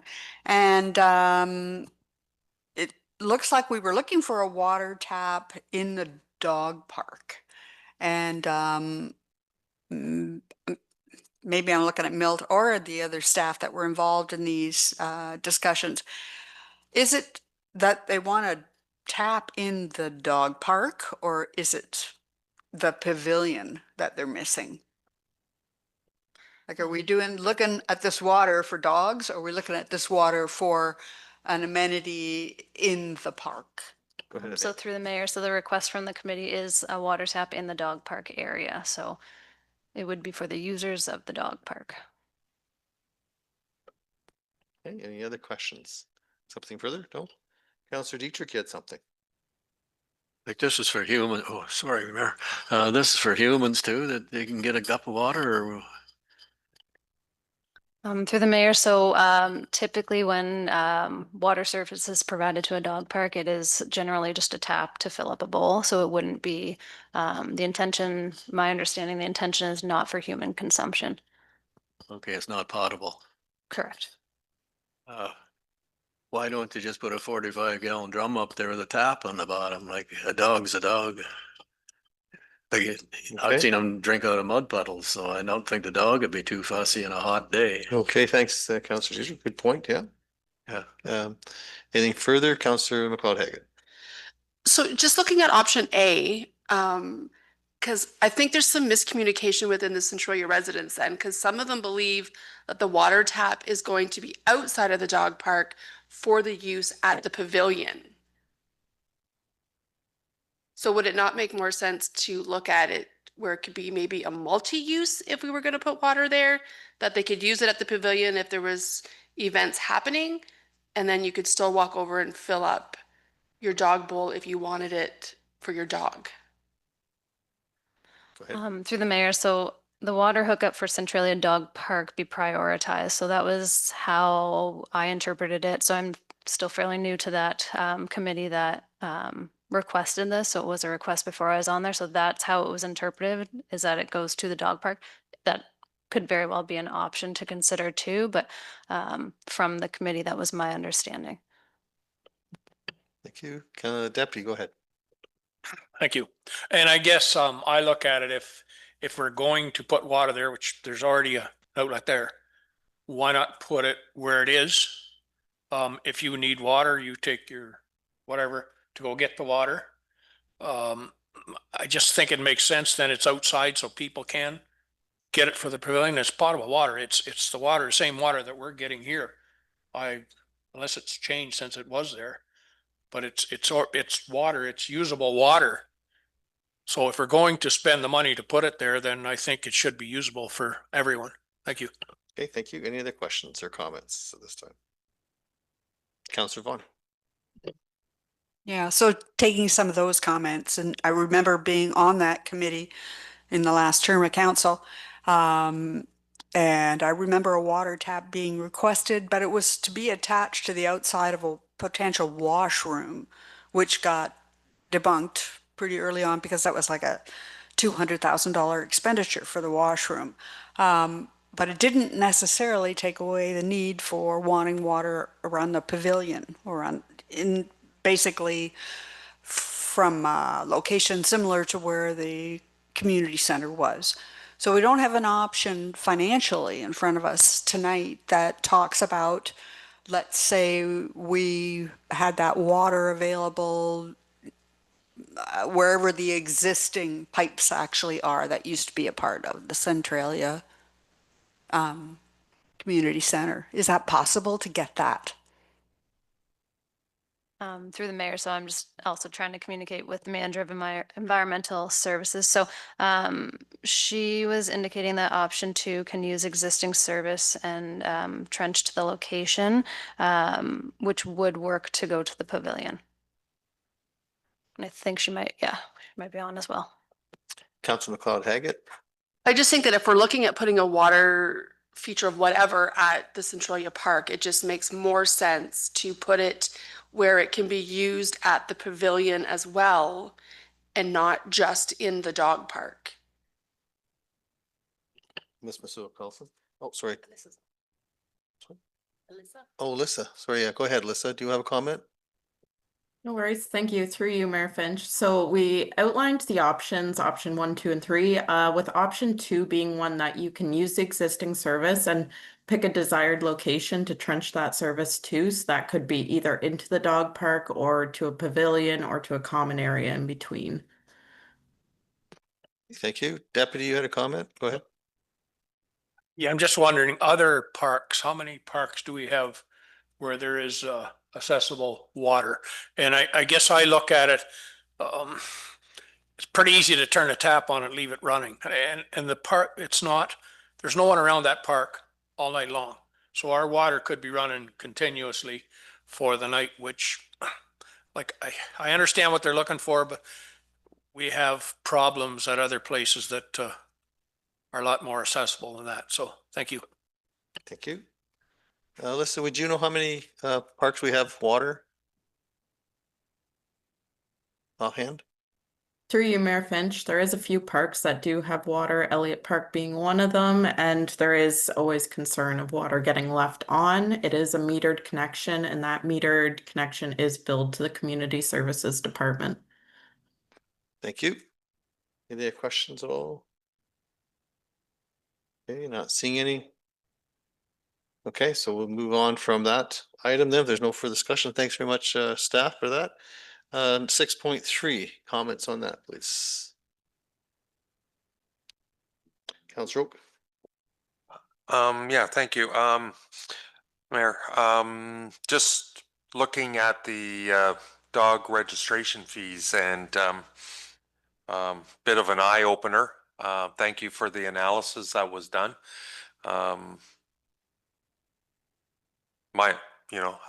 thinking that it's time that we get out of the dog licensing business if we're in the negative that much for what the purpose, I'm not sure exactly. I think I have an idea what it was put in place for years ago to help maybe cover some of the cost of animal control and things like that. But obviously, looks like the number of dogs is decreasing based on this, on the either the number of dogs is decreasing in the municipality, or obviously some people aren't getting the message. But it's significant dollars that it's costing us to run this program, and staff with staff time and expenses. And so I don't know, I'm thinking leaning that maybe we should, in conjunction with some of our neighboring municipalities that have gotten out of it in the last few years, maybe it's time that we explore that as well. Okay, thank you. And just as a reference, back about 40 some years ago, we used to license your bicycles in town.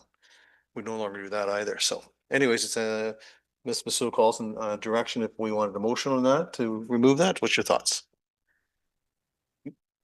Just go ahead, Councillor Dietrich. Thanks to the mayor. Is there another agency? I realize why this was put in place years ago. It was for livestock or one thing or another.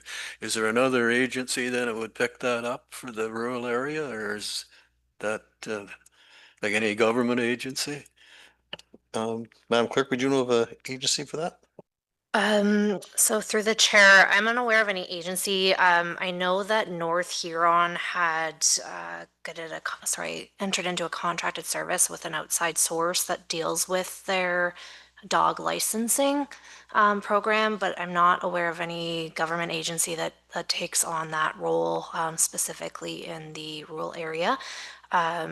There are other aspects like dogs can now be chipped, tagged. There's social media now for posting. So the idea of having a tag on your animal in case it goes missing for location wise, there's those other options. Okay, thank you. Back to, go ahead, Deputy. I think maybe we need to get out of the dog tag business altogether. There's a lot of municipalities look like they're getting along without it, and I'm like Councillor Oak, the cost of this is to me and the staff work. So maybe we need to get out of it. Thank you. Ms. Mr. Collison, how will we proceed with that?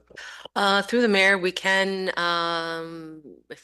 if the clerk would like to draft up a resolution, we could do something like that. Or if council would like to consider it a little longer, we can bring back a memo to an upcoming meeting, whatever. Councillor Oak? I guess, thank you, Mayor. The report that we got tonight was prepared by staff. Just wondering, what's the feedback with the staff in light of this, as well? So, I want to know what your opinions are as well, please. I can't wait to hear from Kate. Kate, go ahead. Through you, Chair Finch, the staff would recommend wholeheartedly and with exuberance to remove and get out of the dog tag business. We have a mover. Okay. Financially, it doesn't make sense anymore. Councillor McLeod-Hagan. Yeah, I would say we bring a motion tonight to terminate this. Okay, thank you. Any other questions at this time? Okay, I'll leave it. Miss Councillor Vaughn, go ahead. Okay, not specific to the motion that we're about to have, but still kind of relating to dog park in general.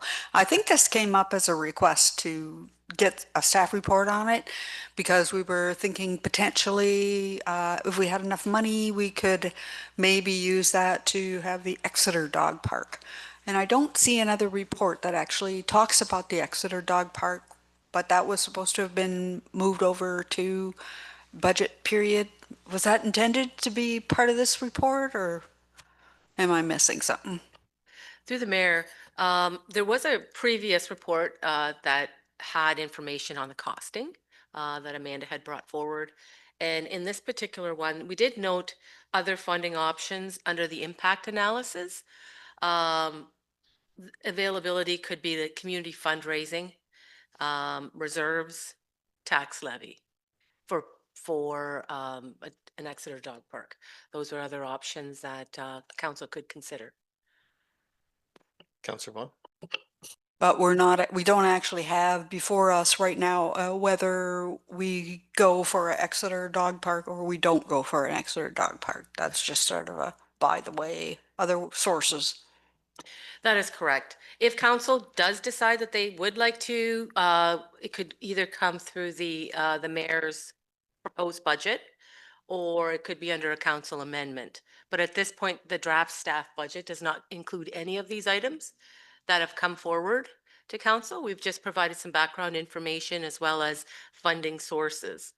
Now, at the point where if council does decide, a certain council member to do an amendment, staff will help determine different funding options or and speak to you further then, if that's something that you want to come in with any of the amendments that you're looking for as far as during the amendment period for the budget. Thank you. Councillor Vaughn, question?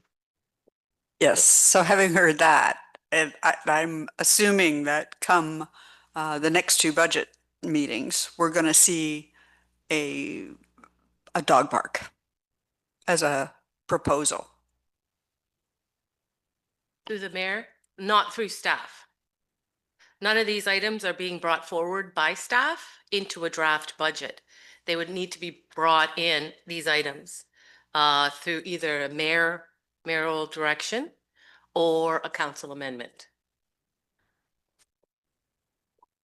I get that. My question is not on all of that. I just thought we were going to be talking about the Exeter Dog Park to have or not to have. I thought that was deferred from the springtime, pending two things. One, getting a report on the dog license potential, and after having got that, to then have the discussion about whether we're going to have potentially a dog park in Exeter or not. So I'm just wondering where that discussion is coming, because it's not here today. Is it coming in the next couple of renditions of budget? And it could. Can we go to Councillor Neeb? Yeah, thank you through the chair. And I remember the discussion, but based on the resolution that was made, it was dog registration fees to find out what the actual fees were.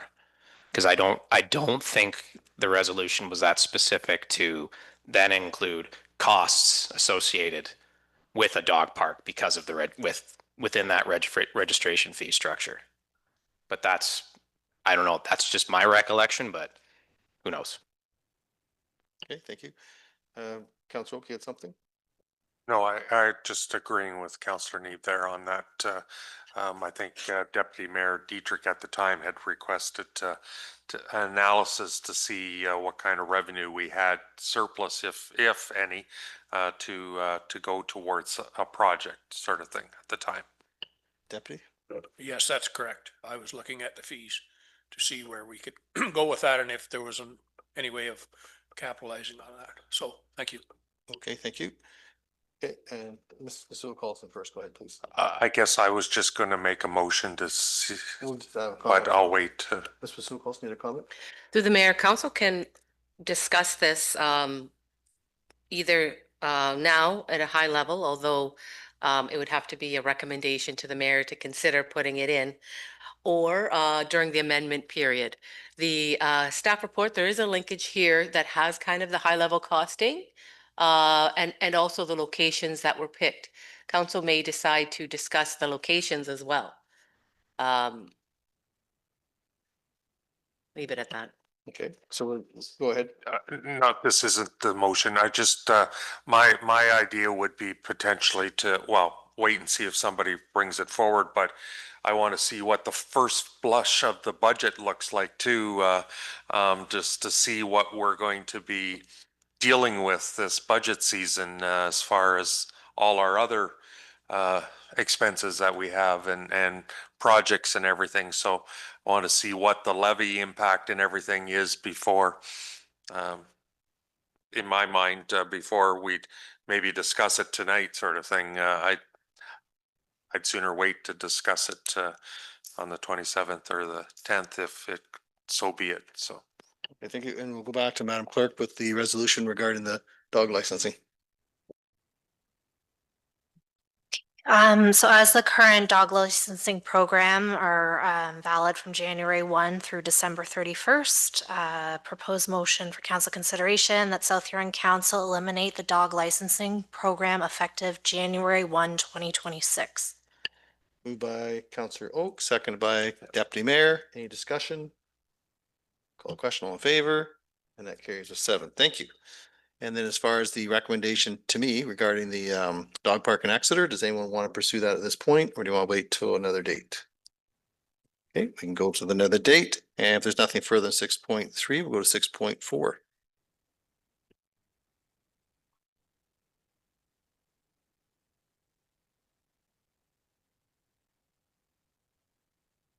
Okay. Deputy, you have something? I believe you started this originally. Thank you. We're on the stormwater management. I think I would like to see something and there's a lot of information here, but I guess I look at it a little bit. We're out, when we're in the country, we have to look after our municipal drains. And that goes by the land that's around it and that flows into it. Our creeks are the same way. I think a portion of the stormwater management should be where it's being used. I'm not saying all total, but I think a portion of it should be, and I don't know how we go about doing that. But I know it's going to be a touchy subject no matter how we do it, but we have to look at it as far as I'm concerned. Okay, thank you. Any staff member would like to comment on that? Okay, not seeing any at this point. Mr. Giverson, do you want to comment? Through you, Mayor Finch, we can certainly investigate a program like that, but there would have to be funds approved in the operating budget to a consulting budget to determine how you can do the conversion from the cost being on the tax levy to moving it to a user pay system. I've taken a quick look at the cost to do the necessary consulting to determine a user pay system. You'd be looking at about a $50,000 expense to do so. Okay, thank you for that. Anything further, Deputy? Thank you. I would like to see us move ahead with that and it'll, we have to start somewhere with it. If it comes back, I realize it's probably $50,000. But if it comes back with some kind of information that we can look at as a council, maybe that's where we need to go. Thank you. Okay, so we'll ask Madam Clerk to prepare a resolution for that. Or Mr. Sokol? To the mayor, just discussion here with the clerk. I think at this point, the resolution would need to be that the mayor consider or the mayor direct, or we wait until the amendment period to bring that up. Is that correct? So yeah, for clarification through the chair, at this point in time, it would be council making a recommendation to the mayor to issue a directive for staff to then include that in the staff draft budget.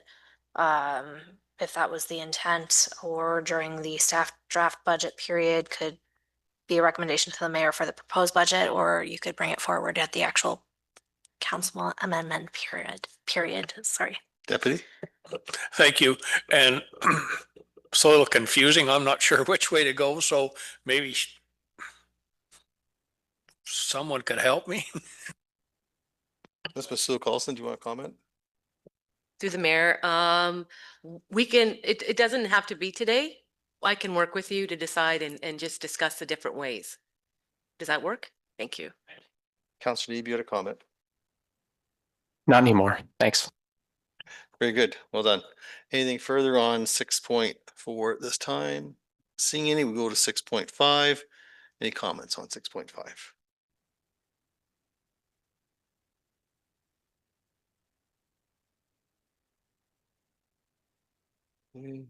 Oh, Councillor Vaughn, go ahead, please. Thank you. I just wanted to get clear. I think I'm clear from having read everything there. When we're talking about the 50% of costs going to the water and the wastewater side for combined projects, so we have road, water, sewer all together. It sounded pretty clear to me that 50% of it was going to, I don't know, was it 30 for water and 20 for sewer percent?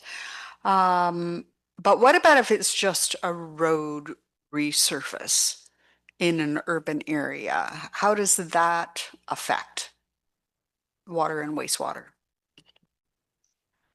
Through you, Mayor Finch, if it is just a road project, 100% of the cost goes against the transportation budget. No effect on water and sewer. Okay, thank you. Any other questions? Deputy, go ahead. Sorry for all the comments. Thank you. I guess, I don't know whether we can get, I know it's here. I've read it.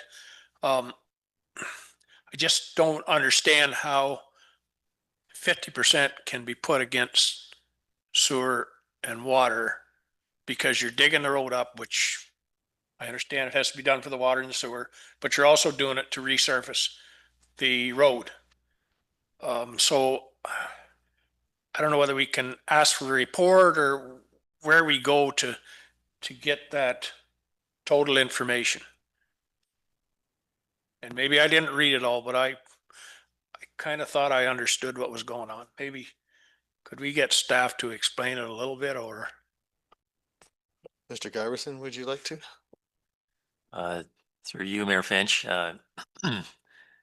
may have to ask for a little bit of clarification, but the rationale for the sharing of the cost to water and sewer is that it is a combined project with the underground infrastructure included.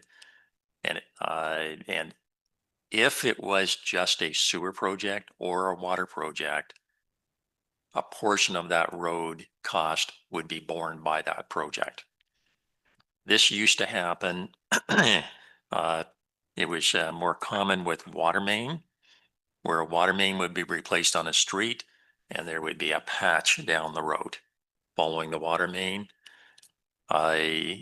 If you noticed in London Road South, there's also a patch where sewer went down the road and then patches across where services went to individual properties. So when it's a sewer project only or a water project only, then you basically chop up a road and the cost, 100% of the cost goes against the sewer or water project. So it's a good, sound practice. If you're going to replace a sewer or replace the water main or both, you don't do a patch job, which is just a hack job on a road, because you're compromising the road, you're shortening its life. So doing the entire road makes sense. It's the distribution of the cost. So there's a sense of fairness on if it was a standalone water or sewer project, that portion of the infrastructure would be responsible to restore whatever the trench cuts out of that road. But by doing the entire road, the benefit to the road surface is realized on the tax side of the road side. So it's a balance of trying to get a sense of fairness in the allocation of the cost.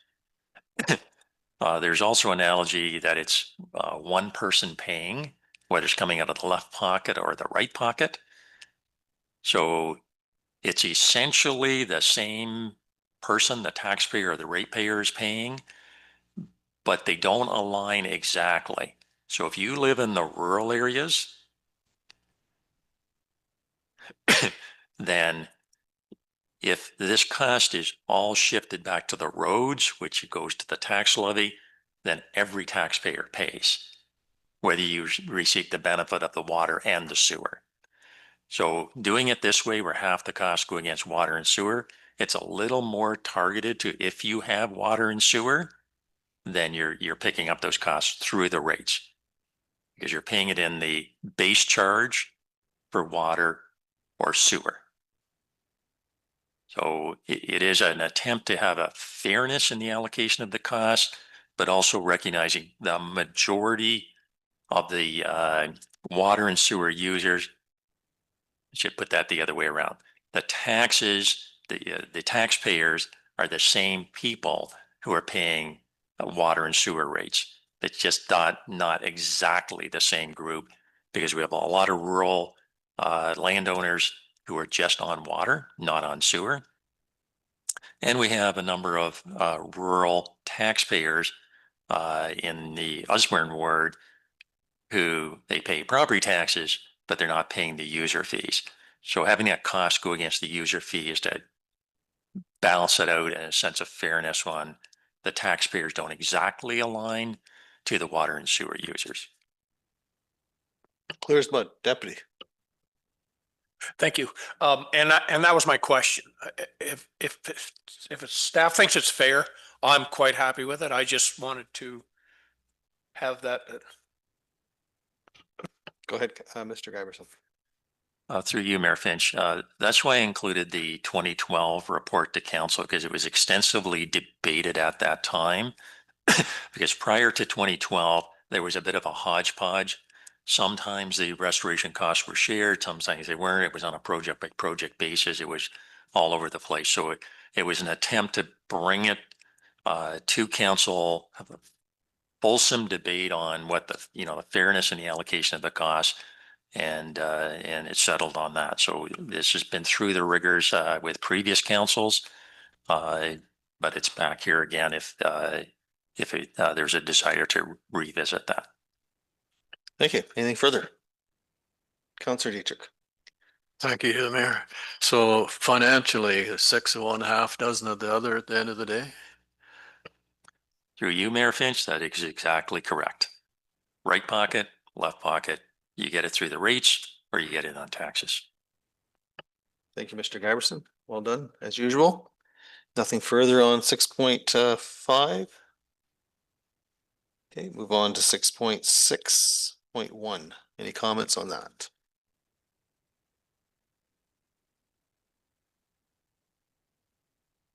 Mr. Giberson, you had something? I thought I saw your hand go up there. Go ahead. If I may, thank you, Mayor Finch. the report has a lot of information in it, but what I wanted to point out with the green bin presentation by Michelle from BRA, just please keep in mind that that's not the complete financial picture. BRA only can report on the information they have from, so these are their costs. So their costs and expenses that are coming through. So from this report, it's trying to give you a complete financial picture. So the disposal cost, what's gone on in the past, operating at a deficit, those are included in this report. So trying to give council a little more complete picture of what's going on. The green bin program is definitely a great program. We should be looking at ways to implement it. It's just at this time, we need to get our financial house in order, clean up some of the stuff that's happened in the past, prepare for the future. And then when the time is right, this program is definitely something we should be looking at for all the same reasons. Extends the life of the landfill. We can educate people. We can see, how much waste green bin waste we're actually generating. Because there's a lot of things that will affect that program, including it's almost October, the leaves are all still on the trees. So, and then when they come down, they're going to come down in a short period of time. So the collection, it's a great idea to collect yard waste and leaves and divert that. But the timing may not all work out exactly. So that affects the costing with how much waste actually is collected and how much is diverted. But it is a program that is warranted. We definitely need to look at it. It's just, we need to get a few things settled first before we can dive into the deep end of the pool with that program. Thank you very much, Mr. Garrison. Councillor Oak. Thank you, Mayor. And I agree, Don, it's something to look at. But at the same time, I know it's going to extend, if we did go ahead with it, it would hopefully extend the life of the landfill. But at the same time, we need to be continuing to push forward on getting our landfill expanded. Because that's one of our core services that the municipality has to provide. And so we need to continue to move forward with that expansion, whether we move ahead with the organic bins or not. Obviously the organics going somewhere else is going to add life to it for sure, but the number of years it takes to get the expansion soon will be coming upon us here sooner than later, and the timeline. So Great. Thank you, Mr. Oak. Any other comments? Deputy, go ahead, please. Thank you. Do we increase our landfill costs every year? Like, is there a small increase, or when do we look at that, or how do we go about that? Thank you. Through you, Mayor Finch. The landfill fees are not increased on an annual basis. They do get reviewed from time to time. Staff do track all the costs for the services we're providing at the landfill site. So the whole menu of services from the C&D, waste diversion, the shingles, all of those things, those costs are tracked. So on about a 5-year cycle is when we would circle back to council with any recommended increases in the tipping fee, or if something substantial happened, a regulatory change. So the tipping fees have not been, they've been reviewed as recently as last year, but they have not been increased for a few years now. Deputy, go ahead. Thank you. So are we still in line for our perpetual care part? I guess that's what I'm kind of looking at. If the fee was increased a little bit each year, maybe that could go into perpetual care and make sure that we have that. And eventually down the road, there's going to be some kind of equipment replacement. And I just wondered if that's in that budget also. Thank you. Go ahead, Mr. Garbus. Yes, through you, Mayor Finch. Yes, we are keeping an eye on all of that, those costs, and those costs are in the forecasted cost. But we do expect to bring back, well, we are going to bring back a report on the updated tipping fee and the menu of costs at the landfill site. So there will be an updated report coming back to council. Thank you. Anything further? Councillor Vaughn. Yes, thank you. Okay, Dawn, there was a mention in this report that basically said that there were deficits in the solid waste operating budget in prior years. And so I'm just wondering, where are those figures? Where can you point us to understand what those deficits are? Mr. Garberson. Through you, Mayor Finch, that information was provided previously by our acting treasurer. I didn't bring it with me tonight, but there was a reserve status report that was presented at the committee of the whole meeting that Aaron provided. It showed what the status of the reserves were and the negative balances for a few years prior to getting out of the deficit when this change happened in 2024. So I believe that information was at the July committee of the whole meeting. Okay, thank you. Any further questions? Councillor Oak, go ahead, please. So just to follow up with that, so up until the reduction in the producer responsibility for the recycling and there was savings, we were in a deficit with our landfill, but the only reason we're out of the deficit is because of those savings with the producer responsibility for the recycling? Through you, Mayor Finch, that is correct. So as you say, it's all about timing. So we knew this change was coming with producer responsibility. At the same time, we could see that we're starting to slip into a deeper deficit. And if the timing didn't work out that this was going to be addressed, then we would have been required to address it on the budget side. So either cuts, it's a balance sheet of expenditures and revenue. So it either the cost goes up or the expenses have to go down. So it was a bit of a waiting game to see when this was going to be implemented. And then it finally was implemented in April of 2024. And then that allowed that reduction in expense from BRA, then allowed us to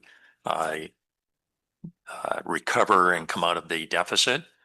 And then now this presents the opportunity to end that subsidy so that the tipping fee that's paid for curbside garbage is exactly the same as a customer coming into the landfill site, which is an absolute sense of fairness. And then that waste that's picked up, that's collected curbside, would then also have the contribution to the perpetual care fund for the landfill site. And we have those expenses because we own a landfill. So answer to your question, Councillor Oak, yes, that it was operating at a deficit, but that allowed us to get out of a deficit. It's not the whole part of the financial picture. The rest of the story is no longer subsidizing the tipping fee, contributing to the perpetual care because we own landfills. We're not using somebody else's landfill, whether they collect perpetual care or not from what they charge people. I don't know their business. But also we have, we need to raise funds for the cost for the landfill expansion, which if we didn't have a landfill and you were trucking it somewhere else, you wouldn't have that expense. But we own a landfill and we have that expense to cover. And Mr. Giverson, the two landfills we maintain now, Stephen and Osborne, is there a timeline that we can eventually stop having to monitor them, or do you know? Through you, Mayor Finch, no, that obligation never ends. It's like owning a cemetery. You are required, you own it into perpetuity, and there are expenses, and the expense of those two closed landfills is also part of these costs. So there's groundwater monitoring, there's engineering fees, there's expenses every year that come in for this closed landfill. The Kirkton landfill, Perth South does pick up half the cost as under an agreement, but it's still a straight net cost out with no revenue in. Stephen landfill, we do get some revenue from rental of the surplus farmland, but it's basically it's all cost going out. Great, thank you for that. Anything further, Councillor Oak, please? Yeah, the only thing I think, thank you, Mayor, the only thing on, you've been able to reduce the amount of monitoring that you have to do over the years because of the stability of the landfill, if that's correct. Through you, Mayor French, that is correct. We were able to reduce the frequency of the reporting at the two landfill sites. We still are required to do the same level of groundwater monitoring. We did get a few monitoring wells eliminated, but basically it's the engineering fees associated with the annual reporting. So it was extended out to a 4-year cycle because you were getting very consistent results. So the MOE was happy with less frequent reporting, which means saves us money on the engineering costs. Thank you. Anything more on 6.6.1? Julia, go ahead. I was just going to provide some actual numbers if people wanted to reference the deficit that had been climbing in the, so you have the reserve schedules in front of you. The solid waste reserve is the one that the surplus and deficit within the solid waste budget flows through. So since at least 2019, the solid waste budget had been operating at a deficit and getting that number, that negative number larger and larger. At the beginning of 2024, you can see that it was in a negative position of just over $175,000. Then in 2024, the year that we saw these big changes with BRA, all of a sudden there was a surplus of nearly $250,000. So that recouped the balance. So now it's in a positive position of just shy of 75,000. Just want to put in those numbers. Thank you. Any other comments? Mr. Sue Carlson, you had something. Through the mayor, there is an area here in Dawn's report that currently the landfill, the garbage and recycling fees have remained the same. And so it is an option or consideration for council to either decide to change and make it just one payment for the solid waste as he discussed. I don't know whether that's something council wants to determine at this point or whether they're looking for more information and bring it back later, but that is a decision point that we'll need to look at some point. Comments from members of council? Councillor Need, you had something? I'd be willing to put forward that motion. Very good. Deputy, you had comment? I think maybe we could leave that for a little bit. We have a lot on our plate trying to get this budget done, so it's something maybe we could do later on in the year. I don't know. Okay, is there anyone else with comments on this at all that would support a motion at this time? Councillor Vaughn, go ahead. Yeah, I think we have a lot of sort of spiderweb stuff to deal with on this whole waste management. I would rather like to see us get past the budget before we start compounding this into one figure that we're going to have a tough time in the future figuring out exactly how we got there. Any idea how long a report would take, Mr. Giverson? I'm going to help my coworkers that are sitting to my left here. There will be should be a report coming forward on the fees and charges bylaw because there are a number of things that would routinely be increased as of Jan 1. So you could consider just doing this in the normal, like this change in the normal course of business with any other like minor amendments to that fees and charges bylaw to have them effective January 1, just something to consider. Okay, sounds like a plan. Okay, good. Very good. Thank you very much. Okay, we'll move on to the last item, 6.6.2, and comments from members of council. I'm wondering too, with the leaf costs, pickup costs, is there some education we can do on site with our website for people to mulch their grass or their leaves and whatnot? I think there's a big tremendous saving there. We're telling people to package it up, we'll send it to wherever else, Tri-Cycling, and then send it back in bags and people buy them at the stores. I'm just sure people realize that. They might think, why we're not just mulching their leaves in the first place? Mr. Giverson. I am, through you, Mayor Finch, I am so glad you raised that issue. There was a bit of an education program last year. Stacy was involved in trying to educate people about mulching leaves and the effect on the environment. There are times that the leaves should remain on the ground to help the environment. I don't know if Stacy wants to speak to any of that. We can certainly reintroduce that same information this year. Welcome, Stacy. What's your thoughts on this? Thanks, Don.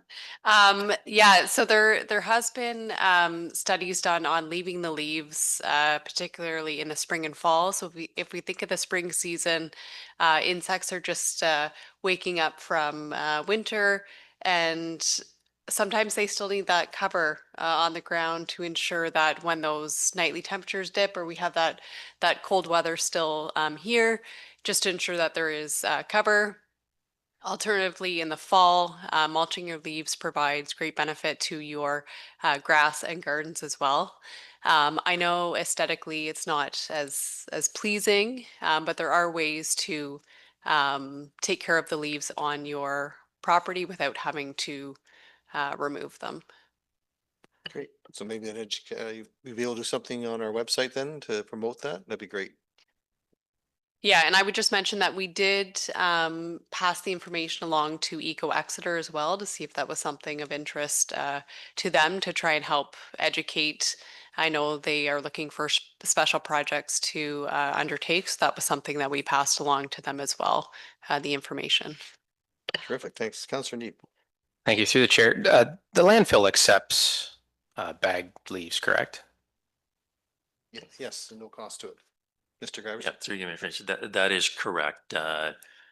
So bag leaves and yard waste can be taken to the landfill site at no cost. We're not licensed to compost, so we let the material naturally do what it does, and then the material is used as cover. So it's not part of using up the landfill space. It's used to spread on top of the topsoil wherever there's been topsoil placed. If I'm not mistaken, the leaves are piled at the top of the pile nearby where they would use that for cover, correct? Less transportation up at the top of the pile. Through you, Mayor Finch, we've done both where they've been stockpiled at the lower area, and then there's been also leaves in recent years stockpiled at the top, so that when they're broken down sufficiently, they can be spread on the finished areas. So I just want to make the point that yes, we do take them year round. You can take any resident, South Huron resident can use that service. Take the material to the landfill site. We let them naturally break down. It's not part of the using up the landfill space, and it's basically used to fertilize, but it goes on top of any of the topsoil areas. Thank you, Mr. Neeb. Thank you. Through the chair, the costs that are listed in the document, it says they're wage benefit costs, but I'm also wondering where does this come from? Does this come out of user fee or levy? Through you, Mayor Finch, those costs, you're talking about the memo that Aaron prepared on the wages and benefits. Those come from the levy-based budget. Those are the road, the transportation services cost. Correct? Yes, through you, Mayor. This is directly from the financial system tracking a program we have for debris removal. So it's the roads transportation costs, and it's just what's charged specifically to that program for the spring and fall time period, which is why there's the disclaimer. It may not be 100% related to exactly curbside leaf pickup. The only reason why I'm asking is based on the last 5 years, tallying it up, it's nearly $80,000 that we are taking off of the levy to transport leaves to the landfill. We don't do that with furniture. We don't do that with appliances. I'm just wondering if maybe it's time to get rid of that program, considering that residents can drive to the landfill. Not all residents are disposing of leaves at the curbside. And again, that money could be put towards solid waste, could be put towards any number of activities in the municipality that, need revenue. So just my thought. Thank you. Deputy, you had a comment. Thank you. And I have the same comment. And that this number we're seeing here is not a true total cost because there's nothing here for vehicles, fuel, wear and tear, any of that. So this cost is going to be, I presume, a nice bit higher than what it is. So I'm in agreement with Councillor Neeb that we need to look at this program and maybe eliminate it altogether. Thank you. Councillor Oak. Yeah, and it's worth investigating. I guess if council decides to go ahead with an organic, that number will go down significant too, because a lot of those leaves and stuff will go in the green bin. I agree. They all don't go in all in 1 month when the leaves all of a sudden drop in 2 weeks time sort of thing. You can't, I guess people will be stockpiling them in their backyard to throw in the green bin as they go sort of thing. But that number will go way down if that is used, I guess, if we go that direction as well. Councillor McLeod-Haggett. Through you, Mayor Finch. So give me some examples then of, because it says here that all these might include costs not specifically related to leaf pickup, but other debris removed required seasonally. So what would fall in that category?